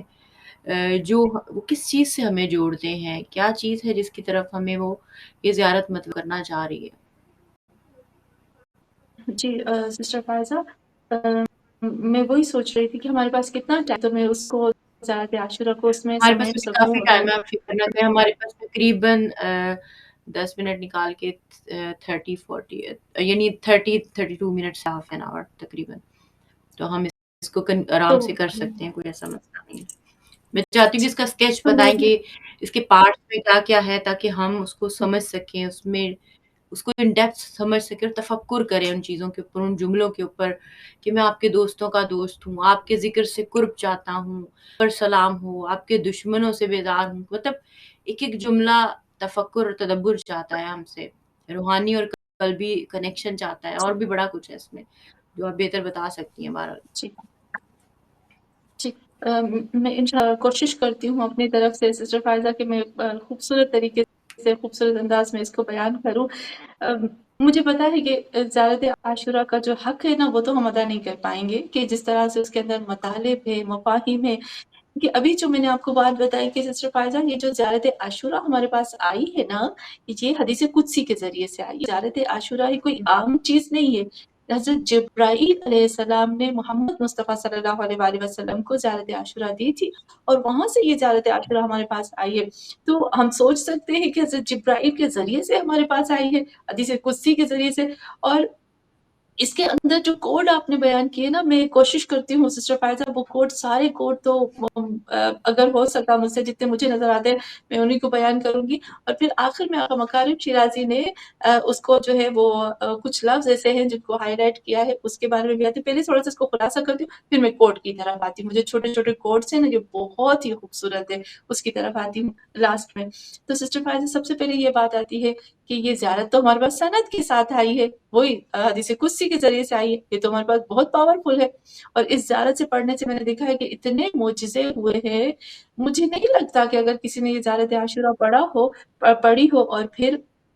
اس نے اللہ سے طلب اللہ نے اس کو دیا نہ ہو۔ میں نے کتنے بڑے بڑے بزنس مین کو بھی دیکھا ہے کہ وہ صبح کو جب نکلتے تو زیارت عاشورہ پڑھ کے نکلتے، اور کہیں ایسا ہوتا ہی نہیں کہ وہ ناکام ہو جائے۔ تو زیارت عاشورہ تو ایسی چیز ہے جس میں سارا نچوڑ ہے، جس میں محمد اور آل محمد کا ذکر ہے۔ اب تھوڑے تھوڑے اس کے پوائنٹس کی طرف آتی ہوں کہ جب ہم زیارت عاشورہ پڑھتے ہیں تو اس کے خاص پوائنٹ سے میں جو باتیں ہیں کہ سب سے پہلے یہ بات آتی ہے کہ زیارت عاشورہ جو ہے، میں نے ابھی کہا کہ وہ زیارت معصورہ ہے، جبرائیل کے ذریعے سے ہمارے پاس آئی ہے، اور اس کے اندر اب دیکھیں زیارت عاشورہ کے اندر توحید ہے، زیارت عاشورہ کے اندر نبوت ہے، زیارت عاشورہ کے اندر حق اور باطل کی جنگ ہے، حق اور باطل کو جدا کر کے بتانا ہے۔ اس کے اندر ہمارے عقیدے ہے، اس کے اندر ہمارا اخلاق ہے، اس کے اندر ہماری دنیا ہے، اس کے اندر ہماری آخرت ہے جو اس کے بعد کی گئی ہے۔ اس کے اندر بتایا جاتا ہے کہ محیا محمد و آل محمد و ممات ممات محمد و آل محمد، محمد اور آل محمد کے ساتھ جینا، محمد اور آل محمد کے ساتھ مرنا۔ تو یہاں دیکھیں، اور اس کی یہ بھی بتایا جاتا ہے اس میں اخلاق ہے، اعتقادات ہے، اس میں توحید ہے، اس میں نبوت ہے، اس میں امامت ہے، اس میں دشمن اہل بیت، دشمن خدا کی بات ہو رہی ہے، اور اس وقت تک یہ اس وقت کے لیے بات نہیں ہو رہی۔ اور پھر یہاں پر جسے ہم دیکھتے ہیں کہ زیارت عاشورہ جو ہے اس کے اندر کافی ایسی چیزیں ہیں جو نہیں ہمارے ذہن میں سوال اٹھتے ہیں۔ اگر ہم زیارت عاشورہ کو پڑھتے ہیں نا تو جو ہمارے ذہن میں سوال اٹھتے ہیں نا تو ان کے جوابات بھی ہمیں مل جاتے ہیں، بہت زیادہ ایسے سوالات جو ہمیں ان کے جوابات بھی مل جاتے ہیں۔ اور جیسے اب بھی یہاں ایک اور چیز بھی آتی ہے کہ زیارت عاشورہ جو ہے وہ ہماری تربیت بھی کر رہی ہے۔ کس چیز کی تربیت کر رہی ہے؟ ہمیں بتا رہی ہے کہ اس دور کا بھی جو یزید ہے اس کے پیچھے نہیں جانا ہے۔ جس دور کا بھی یزید ہو، ہر دور میں یزید ہوتا ہے، اپنے آپ کو جو حکومت ہے، جو ظالم حکومت ہے، اس سے دور رکھنا ہے۔ اور پھر یہاں پر آتے ہیں کہ زیارت عاشورہ میں جو دشمن ہیں ان کے اوپر غصے کی بات آتی ہے، اور پھر زیارت عاشورہ سے ہمیں عبرت لینا چاہیے کہ کس طرح سے جو ائمہ معصومین کے مخالف ہوتے، اللہ ان سے کتنی نفرت کرتا ہے۔ اور پھر زیارت عاشورہ کے اندر ایک اور چیز ہم دیکھتے ہیں کہ زیارت عاشورہ کے اندر امام حسین علیہ السلام کے جو اصحاب ہیں ان کی بات کی گئی ہے، زیارت عاشورہ کے اندر لعنت بھیجی گئی ہے۔ اور ہم سب کو پتا ہے کہ جو کچھ لوگ کہتے ہیں کہ بھی شیعہ لعنت کیوں بھیجتے ہیں؟ شیعہ کہاں لعنت بھیجتے ہیں؟ خود قرآن نے لعنت بھیجی ہے، خود قرآن لعنت بھیج رہا ہے، تو ہم کیا کر سکتے ہیں؟ اللہ نے کتنی مرتبہ لعنت بھیجی ہے کافروں کے اوپر، یہ بھی تو ہمیں دیکھنا چاہیے نا۔ تو قرآن جہاں پر خدا نے محبت کن کن بتاتا ہے لوگوں کے وہاں پر اوپر برابر لعنت بھی بتاتا بھیجی ہے؟ اگر آپ کے ذہن میں تھوڑا سا ہو تو تھوڑا سا بیان فرمائے گا کہ اللہ تعالیٰ نے کن لوگوں کے اوپر قرآن کریم میں لعنت بھیجی ہے، اور زیارت میں کس طرح کے وہ کس کیٹیگری میں فال کرتے ہیں جو قرآن کریم نے بتائی ہیں؟ جی دیکھیں سسٹر فائزہ، اگر ہم دیکھتے ہیں نا، اللہ کہتا ہے لعنت اللہ علی القوم الکافرین، لعنت اللہ علی القوم الظالمین، اور پھر اللہ کہتا ہے لعنت اللہ علی القوم الفاسقین، اور پھر اللہ کہتا ہے لعنت اللہ ہے وہاں پر بھی کہتا ہے کہ خاطئین، جس طرح سے پروردگار عالم نے فاسق کو، ظالم کے اوپر، کافر کے اوپر، اور وہ جو حقوق الناس چھینتے ہیں، جو اللہ کی مخلوق پر ظلم کرتے ہیں، ان سب کے اوپر اللہ نے لعنت بھیجی۔ اگر ہم لعنت کی لسٹ دیکھیں نا تو بہت بڑی ہمیں ملتے ہیں قرآن میں، اور اللہ نے لعنت بھیجی ہے ان لوگوں کے اوپر جو محمد اور آل محمد کو تکلیف دیتے ہیں، جو اذیت دیتے ہیں محمد اور آل محمد کو۔ تو یہاں پر بھی اللہ کہتا ہے کہ جس خود قرآن کی آیت ہے کہ جس نے رسول کو اذیت دی اس نے اللہ کو اذیت دی ہے۔ تو ان لوگوں کے اوپر بھی لعنت بھیجی گئی. تو یہ جو زیارت عاشورہ ہمیں بتا رہی ہے نا، یہ قرآن کی آیتیں ہمیں بتا رہی ہے سسٹر فائدہ. اگر ہم دیکھتے ہیں کہ اگر قرآن نے لعنت بھیجی ہے تو زیارت عاشورہ میں بھی لعنت آ گئی. جو ہم لوگ ہیں اپنی طرف سے کچھ بھی نہیں کہتے. میں نے ابھی آپ کو بتایا کہ یہ جو ہمارے پاس زیارت آئی ہے وہ جو ہے وہ حدیث قدسی کے ذریعے سے آئی ہے. تو یہاں پر یہ اللہ کی طرف سے آئی اور اللہ نے ہی اس کے اندر لعنت بھیجی. اگر پروردگار عالم لعنت نہ بھیجتا تو ہم کیا کرتے؟ ہمیں سمجھ میں نہیں آتا. ہم جو ہے وہ کبھی یزید لائن میں ہوتے تو کبھی امام حسین کی لائن میں ہوتے. ہمیں پتہ ہی نہیں چلتا حق اور باطل کیا ہے. لعنت ہوتی ہے تو ہم سمجھتے اللہ نے اس کے اوپر لعنت بھیجی. بھائی مجھے اس کے پاس نہیں جانا ہے، کیونکہ جب لعنت بھیجی اس کا مطلب ہے کہ اللہ اس سے نفرت کرتا ہے. تو مجھے اس شخص کے ساتھ کھڑے ہی نہیں رہنا جس سے اللہ نفرت کرتا ہے، کیونکہ مسلسل لعنت اس کے اوپر آتی ہے. تو یہاں پر اور ہاں جو اللہ نے یہ بھی کہا ہے کہ اب دیکھیے خدا یہ مباہلہ میں بھی ہم نے دیکھا ہے کہ رسول خدا صلی اللہ علیہ وآلہ وسلم جب مباہلہ کے لیے آئے تھے تو دیکھیے مباہلہ میں واضح طور پر ہے کہ آئے مل کر ہم لعنت بھیجتے ہیں جھوٹ بولنے والے پر. واضح واضح ہے، کلیئر ہے مباہلہ کے وقت. تو یہ تو جو مباہلہ کی آیت ہے تو قرآن کی آیت ہے، تو اللہ کی طرف سے، اس کو تو ہر مسلمان مانتا ہے. تو یہاں پر جو زیارت عاشورہ میں ہم دیکھتے ہیں جو لعنت ہے وہ بالکل قرآن کے ساتھ میچ ہوتی ہے. یعنی اگر ہم دیکھتے ہیں تو قرآن سے بالکل بھی ہٹ کے نہیں ہے. اور یہ ساری چیزیں اللہ نے بھی خود بیان کی ہے. جو منافق ہیں، جو کافر ہیں، جو ظالم ہیں، جو کاذب ہیں، جھوٹ بولنے والے ہیں، تو اللہ نے جو محمد اور آل محمد کو، محمد صلی اللہ علیہ وآلہ وسلم کو اذیت دیتے ہیں، ان لوگوں کے اوپر اللہ نے لعنت بھیجی ہے. اور زیارت عاشورہ میں بھی یہی بات آتی ہے کہ زیارت عاشورہ بالکل قرآن میں آتی ہے کہ جو مخالف ہے محمد اور آل محمد اس پہ لعنت ہے. ان لوگوں پہ امت اساس الظلم والجور، اور پھر وہ امت جس نے محمد اور آل محمد پہ جو ہے وہ ظلم کیا اور سب چیزوں کو جمع کیا اور بنیاد رکھی اس ظلم کی، اس پہ لعنت نارمل اللہ نے بھی بھیجی ہے. ہم کوئی نئی بڑی بات نہیں کر رہے، اپنی طرف سے کوئی بدعت نہیں کرے. قرآن کی آیتوں کو ہم لے کر آ رہے اس میں بھی. اور پھر آپ دیکھیں کہ کچھ لوگوں نے جو ہے وہ بنیاد رکھی ظلم کی، اور کچھ لوگوں نے دفاع کیا محمد اور آل محمد کا. اللہ ان کو بھی بتاتا ہے. اور جو دفاع کرنے والے ہیں اللہ نے کیا کہا کہ میں ان سے خوش ہوں، میں ان سے راضی ہوں. اور یہاں پر بھی جو زیارت عاشورہ میں آتے ہیں وہ دافعان نے، جنہوں نے امام کے کا ساتھ دیا، امام کی نصرت کی، ان کے بارے میں بتایا جاتا ہے. جو جن سے امام راضی ہو گئے، جس سے اللہ راضی ہو گیا. اب یہ بھی قرآن کی بات آتی ہے نا، جیسے اللہ کہتے ہیں بشارت دے دو ان لوگوں کو جو محمد رسول خدا صلی اللہ علیہ وآلہ وسلم کے اصحاب ہیں. جیسے ہم کہتے ہیں نا کہ وہ لوگ جو رسول خدا صلی اللہ علیہ وآلہ وسلم کے ساتھ جو محبت جو پیار کرتے ہیں تو قیامت کے دن بھی مشہور ہوں گے. اس کے ساتھ مع المتقین، اللہ کہتا ہے والنبیین، اور وہ لوگ متقیوں کے ساتھ، نبیوں کے ساتھ، صلحاء کے ساتھ مشہور ہو جائیں گے. دیکھیں خداوند عالم نے یہ لسٹ بتا دی، اور یہ لسٹ ہمیں زیارت عاشورہ میں بھی مل جاتی ہے. یہ میں صرف پوائنٹس اوپر سے بتا رہی ہوں سسٹر فائزہ، لیکن اگر ہم اس کے اندر گہرائی میں جائیں گے نا، ایک ایک لفظ کو کریں گے تو بہت زیادہ ہمیں وقت چاہیے. پھر جب ہم اس کے لیکن اگر اندر کوئی آتے آپ کو ہیں تو لگے یہاں کہ کچھ پوائنٹ جو زیادہ امپورٹنٹ ہوں، دی موسٹ امپورٹنٹ ہوں، اور پر کسی ایک دو کچھ جی ایسے پوائنٹ جو آپ کو لگتا ہے کہ جو اہم ہیں، ایسے جو مثلاً ایک ہوتا ہے نا کہ ہم ظاہر علم جو ہوتے ہیں وہ بہتر جانتے ہوتے ہیں کہ یہ مثلاً چیز ہے، اس کو ہائی لائٹ ہونا چاہیے ہر صورت. باقی تو چلو ہونا ہی چاہیے، لیکن یہ ہے کہ یہ کچھ دی موسٹ امپورٹنٹ ہے، ایسنس ہے اس چیز کا. تو اس میں سے کچھ جی ایسپیکٹس میں چاہوں گی کہ آپ ضرور، اگر آپ کو جو بھی آپ کو لگتے ہیں مطلب ایکسپلینیشن کے بعد جو کہ جن کو مزید گہرائی میں ہمیں دیکھنا چاہیے تو وہ ضرور بیان کیجیے گا. انشاءاللہ ضرور. جی انشاءاللہ. لیکن سسٹر انشاءاللہ ضرور وہ جو پوائنٹ سے میں بیان کروں گی، لیکن مجھے تو پوری زیارت عاشورہ اہم لگتی ہے. اس کا ایک ایک لفظ اگر میں پڑھتی ہوں تو مجھے لگتا ہے کہ ہر لفظ کو کھول کے بیان کیا جائے، لیکن میں کوشش کروں جو میرے دل کے قریب ہے میں ان کو اور زیادہ بیان کر سکوں. تو یہاں پر بھی ہم نے جو زیارت عاشورہ کے اندر دیکھے کہ زیارت عاشورہ بیان ہوا ہے مومنین کا زیارت عاشورہ میں. وہی قرآن کی، میں قرآن کے ساتھ تھوڑا سا میچ کرنے کی کوشش کر رہی ہوں سسٹر فائدہ. تو نہ لگے کہ ہم نے جو زیارت عاشورہ ہے وہ قرآن کے خلاف ہے، قرآن سے بالکل مختلف ہے. بالکل مختلف نہیں ہے، قرآن کی آیتوں کو ہی دعا کے اندر ڈالا گیا ہے. تو یہاں پر جب ہم دیکھتے ہیں پھر یہاں پر اور جو ہمیں پوائنٹس ملتے ہیں وہ یہ آتے ہیں کہ اس زیارت کے اندر دو گروپ بنائے گئے ہیں، ایک جو امام کے حامی ہے اور ایک جو امام کے مخالف ہے.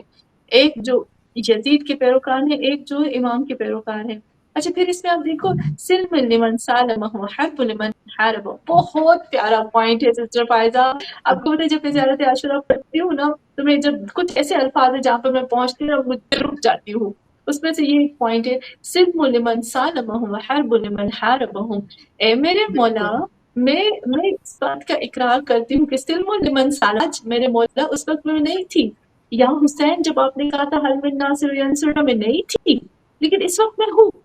تو اس وقت بھی میں یہ اقرار کرتی ہوں سلم لمن سالمہم، وہ لوگ جو آپ کے ساتھ خوشی میں سلامتی میں ساتھ رہے، میں بھی اسی حالت میں آپ کے ساتھ. وحرب لمن حارب، اور جنہوں نے آپ کے ساتھ جنگ کی نا میں ان کے ساتھ جنگ کروں گی. یعنی جو بالکل آپ اس کے میں ایک ساتھ چیز اور محبت بھی ہے کرتے ہیں سسٹر. خدا کو. معذرت چاہوں گی آپ کی قطع کرانے کے لیے. ویسے جو میرے ذہن میں آئی اور آپ اس میں بہتر روشنی بھی ڈال سکتی ہیں وہ یہ کہ جب ہم چاہے امام حسین علیہ السلام سے ساتھ کی بات کریں یا امام زمانہ علیہ السلام سے ساتھ کی بات کریں، تو اس میں یہ پوائنٹ بھی آ جاتا ہے کہ آج امام زمانہ علیہ السلام کے ساتھ جو کل امام حسین کے ساتھ تھے، وہ بالکل اسی طرح کی کوالٹیز کے لوگ آج امام زمانہ علیہ السلام کے ساتھ ہوں گے. وہ خود بھی ہم سب جیسے وہ ایک چین ہوتی ہے نا لوگوں کی یا انسانوں کی یا نسلوں کی، بالکل وہ سم ہاؤ آئی فیل کہ وہ ہم سارے کنیکٹڈ ہوتے ہیں اس چین میں. اب یہ مثلا اگر بالکل اپوزٹس ہیں، یہ فیور میں ہیں اور ان میں یہ کوالٹیز ہیں، وہ فلٹر آؤٹ بھی ہوتے جاتے ہیں نا، لوگ آہستہ آہستہ چھٹتے جاتے ہیں بالکل. اور وہ پھر جو چین بنتی جاتی ہے، آپ کو پتا ہو یا نہ پتا ہو. اب جو مثلا آج رہبر کے ساتھ ہیں وہ امام وقت کے ساتھ ہاں ہوں گے، یا جو رہبر کے ہاں خلاف ہیں یا جو کنفیوزڈ ہیں پھر وہ اسی اسٹیٹ میں اپنی ایک علیحدہ کیٹیگری میں فال کریں گے. تو ہمیں اپنی اس کیٹیگری کے اوپر میرے خیال سے اس جو جملے کی تناظر میں بہت زیادہ دھیان دینا چاہیے. چاہے ہم گنہگار ہیں، خطا کار ہیں، وٹس ایور، لیکن پھر بھی ہم پوری کوشش کریں، دعا کریں، اللہ سے التجا کریں کہ وہ ہمیں اس بالکل کیٹیگری میں ڈال دے یا ہمیں ڈلنے کی توفیق دے دے، ہمت دے دے، قوت دے دے، شجاعت دے دے، بصیرت دے دے، اور وہ ساری بیماریاں ہم سے لے کے ہم پیچھے رہ ہم جائیں اور ان لوگوں میں کہیں خدا نخواستہ نہ جا گریں جو ان کے خلاف جانے انجانے میں چلے گئے. کیونکہ انجانا پن بھی، ignorance of law is no excuse, ایک ہم ٹرم عام زندگی میں بھی یوز کرتے ہیں. تو ظاہر ہے یہ چیز، اس چیز کی طرف بھی ہمیں توجہ دینی چاہیے اور آپ اس پہ بہتر روشنی بھی ڈال سکتی ہیں کہ ہم اگر گنہگار بھی ہیں، بے شک وہ کہتے ہیں، علماء کہتے ہیں کہ آپ کے اس کا مطلب یہ کہ آپ کے ونگز کٹے ہوئے ہیں، آپ کے جو اڑنے والے پر ہیں وہ کٹے ہوئے ہیں، لیکن پھر بھی بہرحال آپ زخمی ہی صحیح، ٹوٹے پھوٹے ہی صحیح، ریگ ریگ کر ہی صحیح جائیں. امام وقت سے محبت کی باعث ہو سکتا ہے کہ اس میں جا پہنچے. تو آپ مایوس نہ ہوں، پوری کوشش کرتے رہیں، چاہے رینگ کر ہی جانا پڑے، کٹے پروں کے ساتھ ہی صحیح، چلو کوشش کرتے رہیں، ہمت نہ ہاریں. تو اس بارے میں بھی تھوڑا سا میں کہوں گی کہ آپ ہائی لائٹ کر سکتی ہیں اس پوائنٹ پہ. جی بالکل بالکل پیاری بات آپ نے کہی کہ جو لوگ ہیں وہ نکلتے بھی جاتے ہیں، وہ چین کی طرح بنتے جاتے ہیں، لیکن سسٹر فائزہ اللہ ہے نا جس کو چوز کرتا ہے نا اس کو امام کے لیے ہمیشہ کے لیے چوز کر دیتا ہے. بس یہی ہوتا ہے کہ اللہ چوز کرتا ہے، بس انسان خود، اللہ نے توفیق دی، سب کچھ دیا، خود انسان اپنے ہاتھ سے اس چیز کو ضائع نہ کر دے. تو ہمارے لیے بہت بڑی یہ چیز، بہت پیاری آپ نے بات کی. تو یہاں پر بھی میں بھی انہی پوائنٹس کی طرف آتی ہوں کہ جب ہم آتے ہیں کہ زیارت عاشورہ کی طرف، خاص وہی لفظ میں نکاح سلم لمن سالم حرب لمن حارب، اور آپ نے اس کو بہت پیارے انداز میں بیان کر لیا کہ ہم جو ہے وہ چھٹک نہ جائیں، نکل نہ جائیں. اور وہی جو امام حسین علیہ السلام کے لیے وہی سیم امام مہدی آخر زمان کے لیے بھی آتا ہے. تو سسٹر فائزہ یہاں پر جب ہم کہتے ہیں سلم لمن سالمکم وحرب لمن حاربکم، تو یہاں پر ایک جو پوائنٹ ملتا ہے، امام جعفر صادق علیہ السلام کی حدیث بھی ہے کہ حل الدین الا الحب والبغض، کیا دین جو ہے وہ محبت اور بغض کے سوا بھی کچھ ہے؟ یعنی محبت جو ہے وہ اہل بیت سے اللہ سے، بغض جو ہے دشمن خدا سے، دشمن اہل بیت سے اگر نہیں رکھیں گے اور محبت ان سے بھی ہوگی، ان سے بھی ہوگی، تو پھر یہ منافقت میں آ جائے گا. تو یہاں پر بھی جب ہم دیکھتے ہیں کہ کتنی خوبصورت چیز کہتے ہیں، پھر یہاں جو اس کا ایک اور پوائنٹ آتا ہے سسٹر فائزہ، وہ یہ بھی آتا ہے کہ ہم دشمنوں کو پہچانیں کہ دشمن جو ہے وہ کون کون ہیں، اور امام حسین کے سامنے کس طرح سے دشمن کھڑے ہو گئے. اب دیکھیے ایک اور چیز جو اس میں آتی ہے سسٹر فائزہ، مجھے یقین ہے کہ جب یہ میں آپ کو بات بیان کروں گی نا، آپ اس میں سے بہت بہترین پوائنٹس اور نکال سکتے ہیں. دیکھیے زیارت عاشورہ میں جب ہم پڑھتے ہیں تو اس میں بنی امیہ اور آل زیاد و آل مروان کا ذکر ہے، یعنی پورا آل کے بتایا گیا، آل بنی امیہ ہے، آل زیاد و آل مروان ہے، اور پھر اس کے بعد آپ دیکھیں کہ نام باقاعدہ نام گئے ہیں زیارت عاشورہ میں. جب ہم دیکھتے ہیں کہ ابن مرجانہ، عمر ابن سعد، شمر و آل ابی سفیان و آل زیاد و آل مروان الی یوم القیامہ جب ہم کہتے ہیں، اب دیکھیں ان کے نام لیے گئے ہیں زیارت عاشورہ میں. کیوں لیے گئے ہیں؟ تاکہ ہم ان کے کردار کو دیکھیں. ان لوگوں نے ان کو زیارت عاشورہ میں ان کے ساتھ ابھی ہمارا کوئی کام نہیں ہے. انہوں نے جو کام کیے تھے، جو ان کا کردار، ان کے جو اعمال تھے، ہمیں ان کو دیکھنا ہے. کیونکہ اللہ اب ہمیں وہاں لے کر جاتا ہے کہ اس کردار کے، اس کام اعمال کے، اس طرح کے لوگ تمہیں یہاں پہ بھی ملیں گے. ہم سب کو پتا ہے نیتن یاہو کے بارے میں ہم کہہ سکتے ہیں کہ وہ بھی انہی لسٹ میں ہے. تو یہاں جو اسی کردار کے جو لوگ ہیں، اسی طرح کے لوگ اس زمانے میں بھی موجود ہیں، اس سے دور ہو جاؤ. تو یہاں ایک اور چیز بھی جب ہم دیکھتے ہیں سسٹر فائزہ کہ جو زیارت عاشورہ میں جس طرح سے ظلم کیا ان لوگوں نے، اس کی بات کو بیان کیا گیا محمد اور آل محمد پر. پھر آتے ہیں زیارت عاشورہ میں ایک چیز آتی ہے، بہت پیارا لفظ آتا ہے سسٹر فائزہ، اتنا خوبصورت لفظ ہے کہ میں آپ کو بتا نہیں سکتی. جب یہ لفظ آتا ہے نا تھوڑی دیر کے لیے میں وہ ہو جاتی ہوں. وہ ہے بے ابی انت و امی و نفسی و مالی. یہاں جب امام حسین علیہ السلام کے لیے زیارت پڑھتے ہیں تو ہم کہتے ہیں بے ابی انت و امی و نفسی، اے میرے مولا، میرے ماں، میرے باپ، میرا خود کا نفس جو ہے وہ آپ کے اوپر قربان ہو. یعنی ہم امام حسین کو پروف دے رہے ہیں، ہم امام حسین کو ثبوت دے رہے ہیں کہ میرے مولا زمین پہ میں جتنی اپنے ماں باپ سے محبت کرتی ہوں نا، مجھے اس سے زیادہ کسی سے محبت نہیں ہے، اور جو میں اپنے نفس سے محبت کرتی ہوں.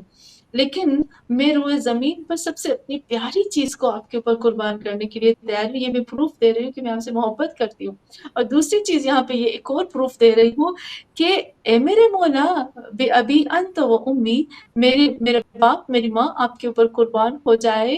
کیوں قربان ہو جائے؟ کہ ان کا حق ہے کہ وہ آپ کے اوپر قربان ہو جائے، صدقے ہو جائے. کیونکہ جو میں زیارت عاشورہ پڑھ رہی ہوں، جو امام حسین محبت کرتی ہوں، یہ محبت ڈالی ہی انہوں نے ہے. یعنی میرے ماں باپ نے ہی میرے اندر یہ محبت ڈالی کہ میں آپ سے محبت کروں، عشق کروں. انہوں نے مجھے سکھایا ہے نا. تو یہاں پر حق بھی بنتا ہے کہ وہ آپ کے اوپر قربان ہو جائے. جب وہ آپ کے اوپر قربان ہو جائیں گے تو قیامت کے دن اور پھر آخرت میں جب اس دنیا سے چلے بھی جائیں گے نا، تو آپ ان کو وہ مقام دو گے جو، جیسے ہم کہتے ہیں نا کنیزان زہرا، جب ہم کہتے ہیں محمد اور آل محمد کی غلامی کا رتبہ میرے ماں باپ کو وہاں ملے گا. تو میرے ماں باپ کو کیا چاہیے؟ سسٹر فائزہ، زیارت عاشورہ میں ہم اپنے ماں باپ کو بھی نہیں بھولتے ہیں. یعنی ان کے لیے بھی ایک انڈائریکٹ اللہ سے درجہ مانگ رہے ہیں یہاں پر، کیونکہ ان کا حق بنتا ہے. میں بھی جب زیارت بالکل عاشورہ پڑھتی ہوں، جب بھی انت و امی پہ آتی ہوں نا، تو میں سوچتی ہوں حق ہے میرے ماں باپ کا کہ ان کو وہ درجہ ملے، کیونکہ انہوں نے تو میرے دل میں یہ محبت ڈالی ہے نا محمد اور آل محمد کی. اور پھر زیارت عاشورہ میں وہی کہتے ہیں کل انکان آباؤہم، بہت زیادہ ہم نے قرآن کی آیتیں بھی دیکھی جس میں آبا اور اجداد کا، ماں باپ کا ذکر ہے، یعنی وہی آیت الہی آ گئی اس کے اندر. پھر اس کے اندر جو ہم دوسرے بھی مطالب دیکھتے ہیں. اچھا، ایک اور چیز بھی یہاں پہ آتی ہے سسٹر فائزہ کہ جب ہم زیارت عاشورہ پڑھتے ہیں، دشمنوں سے دوری کا کہتے ہیں، محمد اور آل محمد کا ساتھ کا کہتے ہیں، تو یہاں پر جب توحید، نبوت سب آتے ہیں، امام حسین علیہ السلام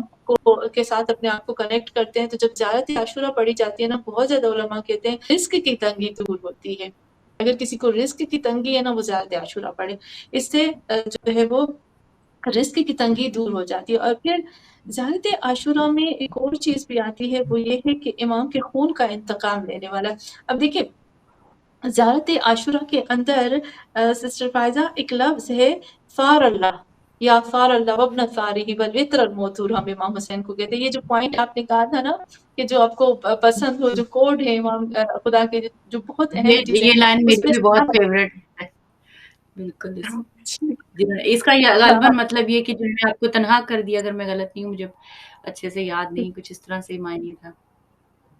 جی. اچھا، سار اللہ کا مطلب پتہ ہے اللہ کا خون. حیرت کی بات ہے، مجھ سے آ کر جب پوچھتے ہیں سار اللہ، جی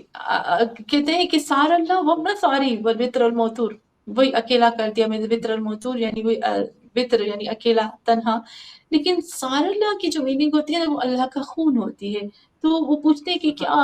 ہم کہتے ہیں یا سار اللہ وبن ساری ہی، آپ امام حسین آپ اللہ کے سار اللہ، اور آپ امام علی علیہ السلام بھی سار اللہ. تو یہاں پر سسٹر فائزہ کو دیکھتے ہیں نا، سار اللہ کا جو اس کی اصل ابھی میننگ میں آتے ہیں کہ سار اللہ کا مطلب ہوتا ہے اپنا خون دے کر کسی کو بچانا ہوتا ہے.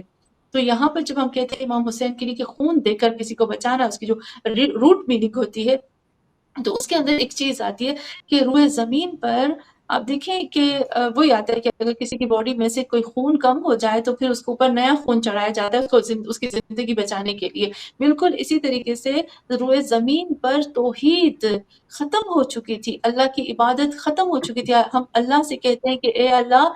روئے زمین پر تمہاری حقیقی عبادت ختم ہو چکی تھی، شیطان اپنی پوری طاقت سے اس زمین پہ حکومت کرنا چاہتا تھا. اے اللہ، توحید عبادت سب ختم ہو چکے تھے. مولا کائنات امیر المومنین علی علیہ السلام اور امام حسین علیہ السلام نے اپنا خون دے کر، یعنی آپ کی توحید کو، آپ کی عبادت جو ہے اس میں سے خون ختم ہو چکا تھا، انہوں نے اپنا خون دے کر، اپنی اولادوں کا خون دے کر آپ کی عبادت کو، آپ کے توحید کو دوبارہ سے زندہ کیا لوگوں کے اندر. تو یہاں ایک میننگ یہ بھی آتی ہے. اور پھر ایک ہوتا ہے رسالات الحسین، کہتے ہیں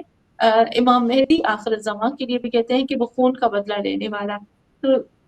یہاں پر دیکھیے سسٹر فائزہ کہ امام مہدی آخر زمان کی بھی بات ہو گئی، جیسے ہمیں ملتا ہے کہ این الطالب بدم مقتول بکربلا، دعا ندوہ میں ہم پڑھتے ہیں کہ کہاں ہے وہ جو کربلا کے اندر جو مظلوم امام حسین ہے اس کا بدلہ. تو یہاں پر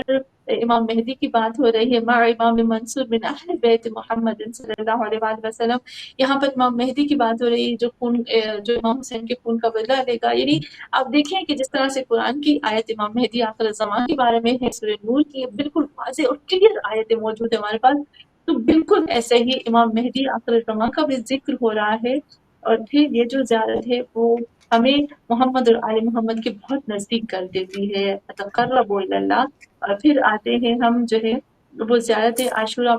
معصومین سے ہمیں قریب کر دیتی ہے، اور دشمنوں سے ہمیں برات کرواتی ہے، دوری کروا دیتی ہے. اور یہاں پر اچھا جو اس کے اندر جو مجھے لگتا ہے سیکنڈ لاسٹ ہمارے جو نقطے ہوں گے، یا سیکنڈ لاسٹ یا تھرڈ لاسٹ ہوگا، کہ جہاں پر یہ کہتے ہیں کہ اللہم اجعل محیا یا محی محمد وآل محمد و مماتی ممات محمد وآل محمد. تو یہاں ہم اللہ سے مانگ رہے ہیں، یہاں ابھی دعا کا سلسلہ شروع ہو رہا ہے. تو زیارت عاشوراء کے اندر ایک طرح سے دعا بھی مل رہی ہے ہمیں کہ ہم مانگ بھی رہے ہیں. اور سب سے اچھا مانگ کیا رہے ہیں، ہم یوں کہہ سکتے ہیں اے اللہ، ہم نے نہ مانگتے ہوئے بھی سب کچھ مانگ لیا کہ اللہم اجعل، اے اللہ کرا میرے لیے محیا محمد وآل محمد، میری زندگی کو محمد اور آل محمد کی زندگی میں ڈھال دے، اور میری موت کو بھی اس طرح سے بنا. سسٹر فائزہ، اگر میری موت محمد اور آل محمد کی موت کے ساتھ ہوگی، ان کے ساتھ اللہ جوڑ دے گا، تو مجھے اور کیا چاہیے. جب میری روح بالکل قبض ہوگی تو میرے سرحانے امام حسین ہوں گے، میرے سرحانے محمد صلی اللہ علیہ وآلہ وسلم ہوں گے، میرے سرحانے مولا کائنات ہوں گے، بی بی فاطمہ الزہرا ہوں گی، امام حسن مجتبیٰ ہوں گے. تو مجھے اور کیا چاہیے، اس سے بڑھ کر کوئی کامیابی ہے کسی کے لیے؟ مجھے نہیں لگتا کہ اس سے بڑھ کے کوئی کامیابی ہو سکتی ہے. تو یہاں پر یہ زیارت عاشوراء ہمیں اتنی بڑی کامیابی، اتنی بڑی دعا، اتنی بڑی چیز جو ہے وہ دے رہی، اور ہم یہاں پر خدا سے مانگ رہے ہیں. اور پھر اس میں بہت زیادہ جو اہم پوائنٹس میں نے ابھی وہی بتایا دیے. اور پھر ولایت اہل بیت کی طرف آتے ہیں، اور پھر ہمارا جینا مرنا کھانا پینا ہر چیز ہم کہتے ہیں زندگی ہماری انہی کے مطابق ہو، کہ محیا محمد، جب جتنی میری زندگی ہے وہ فرما برداری ہے محمد اور آل محمد میں گزرے، جو مجھے انہوں نے کہا مجھے ویسے ہی کام کو انجام دینا ہے. اور یہاں پر اور پوائنٹس بھی آتے ہیں جو واقع کربلا کو بتاتے ہیں. ان ھذا یوم تبرکت به بنو امیہ وابن عقلۃ الاکواد اللعین ابن اللعین علی لسانک ولسان نبی صلی اللہ علیہ وآلہ وسلم. اس پہ ایک پوائنٹ بتایا جاتا ہے کہ اے اللہ، جو جس نے کلیجہ چبایا تھا اس کے اوپر اور جو بھی ایسے لوگ تھے ان کے اوپر ہم اپنی طرف سے کوئی بھی لعنت نہیں بھیج رہے، بلکہ تم نے پہلے ہی بھیجی تھی، وہ تمہارے رسول نے بھی بھیجی تھی. ہم تو ان کی پیروی کر رہے ہیں، خود تمہارے رسول کی زبان سے ان کے لیے لعنت نکلی ہے، تبھی ہم اس کے اوپر آ رہے ہیں. تو یہاں پر بھی جب ہم دیکھتے ہیں اور پھر جتنے بھی شہداء ہیں ان کے اوپر سلام کی بات ہوتی ہے. میں انشاءاللہ اگر ہمارے پاس ٹائم ہوگا تو میں تھوڑا سا سلام کی بات کروں گی. یہاں پر ایک بالکل آپ اہم بتا پوائنٹ دیجیے، یہ ابھی ہے ہمارے کہ پاس ہیں 8-10 منٹ ہیں آخری، تو آپ اگر کچھ ایڈ کرنا چاہتی ہیں تو ہمارے پاس 8 to 10 منٹس ہیں میکسیمم. تو اس کے اندر جو اور اگر سسٹر کچھ فائزہ اور بھی اس ایڈ پہ کرنا جب چاہتی ہیں عزاداری کے ہدف کے حوالے سے بھی، اور جو ظاہر ابھی یہ 11 دن گزرے ہیں اور کنکلوسیولی بھی ہم اگر اوور آل ساری ڈسکشن کو بھی ریپ کریں تو اس پوائنٹ آف ویو سے بھی میں چاہوں گی کہ اس ساری چیزوں کے ساتھ ساتھ آپ ایڈ کریں کہ ظاہر اب یہ 10 دن ہم نے ایک تو گزارے ہیں، ابھی آگے 2.25 مہینے ہیں ظاہر ہے، تو اس پوائنٹ آف ویو سے بھی ہمیں کس ذمہ داری کو سمجھنا چاہیے امام زمانہ کے حوالے سے، اور کیا ذمہ داریاں ہم پہ عائد ہوتی ہیں جب ہم یہ 10 دن گریہ آزاری کرتے ہیں. یہ مصائب بھی تو ہمیں کوئی میسج دے رہے ہیں نا، اور یہ بالکل فضائل جو ہم بالکل نے سنے ہیں یہ بھی ایک کچھ میسج دے رہے ہیں. یہ ہمیں ایسے تو نہیں بٹھا رہے کہ بس آپ رو کے بیٹھ جاؤ، یعنی یہ رو کے ہمیں کھڑا کرنا سکھا رہے ہیں کہ تم جیسے ہاں ایک دفعہ رو لیا ٹھیک ہے، کیونکہ یہ درد ہے اور ہم اس کو اظہار کرنے سے ڈرتے نہیں ہیں، کیونکہ درد کا اظہار کرنا کوئی کمزوری نہیں ہے، شجاعت ہے. اگر کہ اس کے بعد آپ بالکل توکل بر خدا رکھتے ہوئے میدان عمل میں اور جرت کے ساتھ اور سرعت کے ساتھ اور توانائی کے ساتھ اور ہمت اور خدا پر توکل اور خدا سے رابطے کے ساتھ جو ہے میدان عمل میں کھڑے ہو اور اپنے جوانوں کو، اپنے بچوں کو، اپنی نسلوں کو اس راہ حسین پر چلنے کے لیے کامیابی کی راہوں کی طرف ہم وہ ماحول سازی کر سکیں جو ماحول سازی کی ضرورت ہے امام زمانہ علیہ السلام کے پرسپیکٹو میں بھی.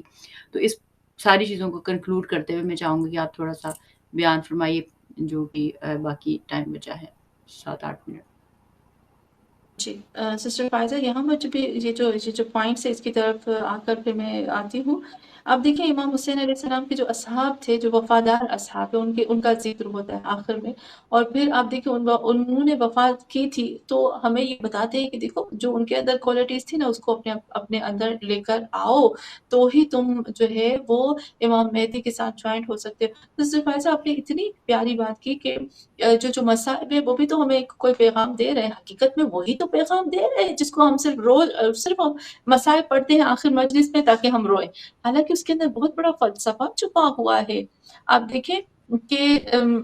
کافی سال پہلے جو میں نے تحقیق کی تھی ایران میں جب میں تھی، تو میں صرف اس بات پہ میں تحقیق کر رہی تھی کہ جو مصائب تھے اس کے اندر جو ایکشن تھے، کیونکہ الفاظ نہیں تھے، مصائب میں تو ایکشن ہوتے ہیں. تو جو بیویوں کے اوپر ظلم اور مصائب یہ جو تھے اس کے اندر جتنے بھی بیویوں نے یا امام حسین نے جو ایکشن کیے تھے، جو ان کا عملی کردار تھا، اس سے ہمیں کیا ملتا ہے. تو میں ایک پوائنٹ بتاتی ہوں جلدی سے کہ سسٹر فائزہ میں وہ مصائب پڑھ رہی تھی سید الساجدین امام سجاد علیہ السلام کے بارے میں کہ امام سجاد علیہ السلام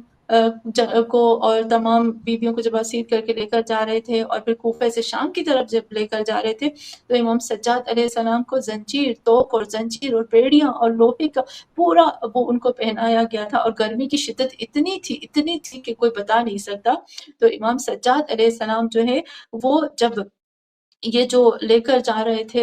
لعین، تو وہ لوگ کیا کرتے تھے، ہمیشہ ٹینٹ لگاتے تھے اور اپنے آپ کو وہ خود ان ٹینٹ میں رہتے تھے، اپنے گھوڑوں کو، اپنے جانوروں کو بھی وہ جو خیمہ لگاتے تھے اپنے لیے اس میں رکھتے تھے، لیکن محمد اور آل محمد کو تپتی ہوئی دھوپ میں کھڑا کرتے تھے. تو ایک دفعہ ملتا ہے کہ سید الساجدین کے یہ جو لوہے کی زنجیریں سلاخیں تھی یہ اتنی گرم ہو گئی تھی کہ وہ جو لوہا تھا نا اس کو گرم وہ نظر آ رہا تھا. جب لوہا گرم ہوتا ہے تو کیسے لال ہو جاتا ہے، تو وہ زنجیریں لال ہو گئی تھی. تو امام سجاد علیہ السلام نے کیا کیا تھا، وہ جو خیمہ تھا ان کا اس کو تھوڑی سی ٹیک لگاتی تھی تو تھوڑا سا مجھے چھاؤں آ جائے. تو جب اس لعین نے دیکھا نا تو وہ وہاں سے نکلا اور اس نے امام سجاد کے اوپر تازیانے برسانے شروع کر دیے کہ آپ نے ٹیک کیوں لگائی. تو یہاں جو بیبیاں تھیں نا انہوں نے جب دیکھا امام سجاد کو کہ وہ اس طرح سے تکلیف میں ہے تو تمام بیبیاں آ جاتی ہیں. یہ ایک مین پوائنٹ ہے جو میں آپ کو بتاتی ہوں جس نے مجھے جھنجھوڑ کے رکھ دیا کہ تمام بیبیاں آتی ہیں اور امام سجاد علیہ السلام کا محاصرہ کر لیتی ہے، اور یعنی اس طرح سے دھوپ میں کھڑی ہو جاتی ہے کہ وہ امام سجاد کے لیے چھاؤں بن جاتی ہے۔ یہاں سے کیا پوائنٹ ملتا ہے سسٹر فائزہ؟ یہاں پر یہ بیبیاں بتاتی ہے کہ جب تمہارا مہدی، جب تمہارا وقت کا امام پردہ غیب میں ہے تو تمہیں امام کا محاصرہ کرنا ہے، پروٹیکشن کرنا ہے، تمہیں امام کا مددگار بننا ہے، تمہیں امام کو چاروں طرف سے گھیرنا ہے، اور اس دین کی، امام کی حفاظت اب تمہارے ذمہ ہے کہ عورت، تو اس عورت، اس دور کی عورت کو یہ میسج مل رہا ہے۔ تو یہاں پر جو مصائب ہے ہمارے پاس، اس کے اندر بھی ہمیں بہت زیادہ میسیجز ملتے ہیں۔ جی اس میں ایک جو چیز ایڈ اور میں بھی آپ کی بات سے کرتی چلوں کہ جس طرح جس زمانے اور جس وقت سے ہمارا تعلق ہے، اس میں جو کیٹیگریز ہیں، یعنی ہر کیٹیگری کے خواتین اور حضرات ظاہر ہے چاہیے ہوں گے امام کو، وہ سب جو ٹیکنالوجی سے آراستہ ہوں، عرفانی، علمی، فکری اور آئیڈیولوجیکل گراؤنڈز کے ساتھ آپ کے ٹیکنیکل گراؤنڈز ہیں، جس بھی شعبے سے آپ کا تعلق ہے، امام کو ہر وہ شعبے کے افراد چاہیے ہوں گے۔ اور پھر جو حفاظتی تدابیر آج کے زمانے میں کوئی بھی اسپیشل پرسنالٹی کے لیے درکار ہوتی ہے، وہ ساری چیزیں ظاہر اس وقت بھی درکار ہوں گی۔ تو اس حساب سے ظاہر لڑکیاں ہوں یا لڑکے ہوں، جو بھی سائنسز وہ سیکھ رہے ہیں، جو بھی علوم وہ سیکھ رہے ہیں، جو بھی کاوشیں وہ کسی بھی سبجیکٹ کو پڑھتے ہوئے کر رہے ہیں، اور ہم اپنے بچوں کو بتائیں بھی کہ تم جو بھی چیز پڑھ رہے ہو، جس بھی فیلڈ میں جا رہے ہو، تم نے امام کو سرو کرنا ہے ایک دن، اور ابھی سے ہی سرو کرنا ہے، اس سینس میں کہ تم اس انداز سے علم حاصل کرو کہ جو آپ کو ایک لبرل معاشرہ یا اس کا جو فاؤنڈیشنل سیٹ اپ ہے، آپ کو جو چیزیں سکھا رہا ہے اس کو بھی سمجھو، اور جو تمہارا دین، اصول، رولز، ریگولیشنز اسی چیز کے بارے میں بتا رہا ہے اس کو بھی سمجھو اور اینالائز کرو، اور اپنے آپ کو اس وقت کے لیے تیار کرو جس وقت کے لیے ہم سب جس وقت کے لیے سمجھے کہ ہر دور کے نبی نے اور امام نے دعا کی تھی کہ کاش اس دور میں ہم ہوتے، تو ہم تو خوش نصیب ہیں کہ امام زمانہ کے دور میں ہیں، اور یہ ایک اپرچونٹی بھی ہے، اور خدا نخواستہ ہماری غفلت سے یہ اپرچونٹی چھن بھی سکتی ہے۔ تو اس چیز کو ہمیں اس اعتبار سے چاہے لڑکیاں ہیں، چاہے لڑکے ہیں، چاہے کوئی بھی ہیں، ہم سب کو اپنا رول دیکھنا ہے کہ میں اس وقت کیا کر سکتا ہوں۔ جیسے ہم دیکھتے ہیں کہ جو حبیب ابن مظاہر دیکھ بھی نہیں سکتے تھے، بزرگ تھے 80 سال کے، اور تب ہاں، بھی جب امام کا خط ملتا ہے دیکھ نہیں سکتے، مگر وہ اشاروں سے، یعنی وہ جو سن کے وہ اپنے گھوڑے کے اوپر آتے ہیں، اور امام کہتے ہیں کہ آپ تو بزرگ ہیں، آپ پہ تو جہاد واجب بھی نہیں ہے، تو آپ کیوں اتنی زحمت کرتے ہیں؟ تو انہوں نے کہا نہیں، کہ یہ کیسے ہو سکتا ہے کہ میرے وقت کا امام جو ہے وہ میدان میں ہو اور میں اس کا ساتھ چھوڑ دوں اور اپنا وعدہ وفا نہ کروں۔ تو جنہیں عہد پورا کرنا ہوتا ہے ان کے اوپر ایج ریسٹرکشن اور ٹائم ریسٹرکشن اور وٹس ایور نہیں ہوتا، ان کے دل، ان کے روح، ان کے وجود اپنے وقت کے امام سے جڑے ہوتے ہیں، اور یہی چیز ہمیں اپنے اندر ڈیولپ کرنی ہے ان دنوں میں جو ایام اعزاء کی ہیں اور آنے والے دن ہیں، کہ ہم خود کو سب سے پہلے روحانی اور معنوی اور فکری اور آئیڈیولوجیکل بیسس پہ تیار کریں، اور انقلاب اسلامی کے ساتھ جڑے رہبر معظم کی ہدایات پہ غور کریں، ان کی جو ڈائریکشنز ہیں جو وہ ہمیں دیتے ہیں، کسی بھی حوالے، چاہے ثقافت ہے، کلچر ہے، ایجوکیشن ہے، سیاست ہے، وٹس ایور، ان کے اوپر، کیونکہ وہ جڑی ہوئی ہیں امام وقت سے، جڑی ہوئی ہیں قرآن اور اہل بیت سے، رسول خدا کی تعلیمات سے، وہ یہ نہیں ہے کہ ان کی کوئی ذاتی ہیں، وہ اسی لیے ولایت فقیہ ہیں۔ تو ہم اگر ان پہ دھیان دیں گے تو یقینی طور پہ ہمارے ذہن کھلیں گے، اور ہمارے ذہنوں کے اندر جو چھوٹی چھوٹی الجھنیں ہیں نا کہ پتہ نہیں یہ کیا ہے، کئی لوگوں کو ظاہر ہے کنفیوژن ہے کہ ولایت فقیہ کی کیوں ماننے، رہبر کی کیوں ماننے، مثلاً وہ تو کوئی معصوم تھوڑی ہیں، اور یہ کہیں خدا نہ خواستہ معصوم کی جگہ دے رہے ہیں، جبکہ وہ خود کہتے ہیں کہ ہم تو ان کے غلام ہیں، ان کے نوکر ہیں، اور ہم خدمت گزاروں کی خدمت میں ہونا، ہمیں ان سے، وہ جسے کہتے ہیں نا، وہ چین ہماری اسی طرح ہی کنیکٹ ہوتی ہے کہ ہم حق کے رستوں کو سمجھیں، اور حق کے اندر جو واقعتاً نصب ہوئے ہوئے چٹان اور پہاڑ کی مانند ہیں، اتنی قیمتی جانوں کی شہادتوں کے باوجود رہبر معظم جس ہمت اور جس حوصلے اور جس توانائی کے ساتھ ڈٹرمنٹ آج کے اس یزید کے سامنے کھڑے رہے ہیں، کہ جو کہتا ہے کہ آپ ٹوٹل سرنڈر کرو اور وٹس ایور، تو یہ کوئی آج ایسا ہی لگتا ہے کہ جیسے آج کے یزیدی جو ہیں وہ حسینی لشکر کو للکار رہے ہیں، تو وہی حساب ہے۔ تو ہمیں اس معاملے میں اپنی فکروں کو اور قلبوں کو جو ہے وہ ان چیزوں سے کنیکٹ کرنے کی ضرورت ہے۔ آخری 2-3 منٹ ہے، کیا کہیں گی سسٹر، کس طرح کنکلوڈ کریں گے؟ जी सिस्टर फ़ायज़ा, बस आखिर में वही ज़ात आशूरा की जब आपने बात की, वक़्त के इमाम की हमने बात की, मुझे लगता है कि सिस्टर फ़ायज़ा, हमेशा हमारी जो बातें होती हैं वो बहुत अहम ही होती हैं, लेकिन आज ऐसे लगता है कि बहुत बड़ी हमने इबादत की है। मुझे आज फ़ील हो रहा है कि जो हमने इबादत की है ना, कुरान की आयतों को, अहल बैत को, ज़िक्र अहल बैत को, मसाइब अहल बैत को, इमाम मेहदी आखिर ज़मां को, दुनिया को, अपनी औलादों को, इमाम मेहदी, इमाम हुसैन, रसूल खुदा उनके साथ सबके साथ हमने कनेक्ट किया है, तो मुझे लगता है सबसे बड़ी इबादत है। और ज़ियारत आशूरा के अंदर कुछ अल्फ़ाज़ हैं जो बहुत ही खूबसूरत है। मैं अभी वो तो हम नहीं कर पाएँगे, मुझे पता है कि इतना टाइम हमारे पास नहीं होगा, लेकिन वो अल्फ़ाज़ों की तरफ थोड़ा-सा इशारा करती हुई जाऊँगी। सबसे पहले वो अल्फ़ाज़ हैं कि हम जो आइम्मा मासूमीन अलैहिमुस्सलाम पर सलाम भेजते हैं, सलाम, जो सलाम से हम शुरू करते हैं ना, तो ये एक अदब का तकाज़ा है। सलाम के बारे में हमें इंशाअल्लाह मौका मिलेगा तो हम और बात करेंगे सलाम के ऊपर कि सलाम है क्या? अस्सलामु अलैका, सलाम खुद अल्लाह का नाम है। अगर देखा जाए तो अल्लाह का नाम है सलाम और हम सलाम भेज रहे हैं, यानी कि अदब है, एक एहतराम है मोहम्मद और आले मोहम्मद का। हम कह रहे हैं कि हम कौन होते हैं उनको सलामती देने वाले, लेकिन हम उनके ऊपर भेजते हैं, तो इसका मतलब है कि हम वो डायरेक्ट हमारे ऊपर भी आ जाती है, तो हम अपने लिए सलामती माँग रहे हैं, सलाम से शुरू होता है। बिल्कुल। दूसरा लफ्ज़ है अबा अब्दिल्ला। तो अगर सिस्टर फ़ायज़ा कभी मौका मिलेगा तो हम इस पे खुल के भी बात करेंगे कि इमाम हुसैन को अबा अब्दिल्ला कहते हैं, और अबा अब्दिल्ला जो है वो रसूल खुदा सल्लल्लाहु अलैहि वसल्लम, जब इमाम हुसैन छोटे थे ना, तो इमाम हुसैन को 5 चीज़ों से बताया था, और अपने असहाब को बताते थे रसूल खुदा कि अल्लाह ने अर्श पे इमाम हुसैन के लिए 5 चीज़ें लिख दी, उसमें से अबा अब्दिल्ला का के लिए बयान किया था कि इमाम हुसैन के लिए अबा अब्दिल्ला है। अबा अब्दिल्ला वही कहते हैं, कुनियत है या लक़ब है, जो भी कुछ है, लेकिन स्पेशली यहाँ ये आता है कि इमाम हुसैन अलैहिस्सलाम अल्लाह के बंदों के बाबा हैं। जैसे हम कहते हैं ना, इमाम हाँ, हुसैन रसूल खुदा और मौला कायनात जो है वो अबा, वो बाप है अपनी उम्मत के, तो इमाम हुसैन भी अबा अब्दिल्लाह हैं, अल्लाह के बंदों के बाबा हैं। तो इस इतनी बड़ी चीज़ जो है अल्लाह ने उनको दी है। हुँ, और तीसरी चीज़ मैं जल्दी से आऊँगी, यब्न रसूलुल्लाह कहकर पुकारा है, तो इमाम हुसैन अलैहिस्सलाम के लिए कुछ लोग कहते हैं कि नहीं, इमाम हुसैन अलैहिस्सलाम जो हैं तो जनाब अबू तालिब के बेटे हैं, रसूलुल्लाह के नहीं। तो आप देखिए कि हज़रत ईसा अलैहिस्सलाम जो है, हज़रत ईसा अलैहिस्सलाम के बाप नहीं थे, लेकिन कुरान ने क्या कहा है कि हज़रत ईसा अलैहिस्सलाम जो है वो हज़रत इब्राहीम की औलाद में से है। तो फिर इसका क्या मतलब है कि यानी बेटी से नस्ल चढ़ती चलती है ना, तो रसूल खुदा सल्लल्लाहु अलैहि वसल्लम के लिए। और बिल्कुल। दूसरी हमें प्रूफ मिलता है कि मुबाहिला के वक़्त पे, बस इसको कह के ख़त्म करती हूँ सिस्टर फ़ायज़ा, कि मुबाहिला की आयत जब नाज़िल हुई तो अल्लाह कहता है रसूल खुदा को कि अपने बेटों को लेकर आओ। तो जब बेटों को लेकर आओ कहा था, तो रसूल खुदा इमाम हसन और इमाम हुसैन को लेकर आए, यानी यहाँ बताते कि इमाम हसन और हुसैन रसूलुल्लाह के बेटे हैं। ये खुद खुदा ने इस चीज़ को प्रूफ किया और खुद खुदा ने बोला। जब खुदा ने बोला है तो इंसानों को हक नहीं बनता कि उसको रिफ्यूज़ करे।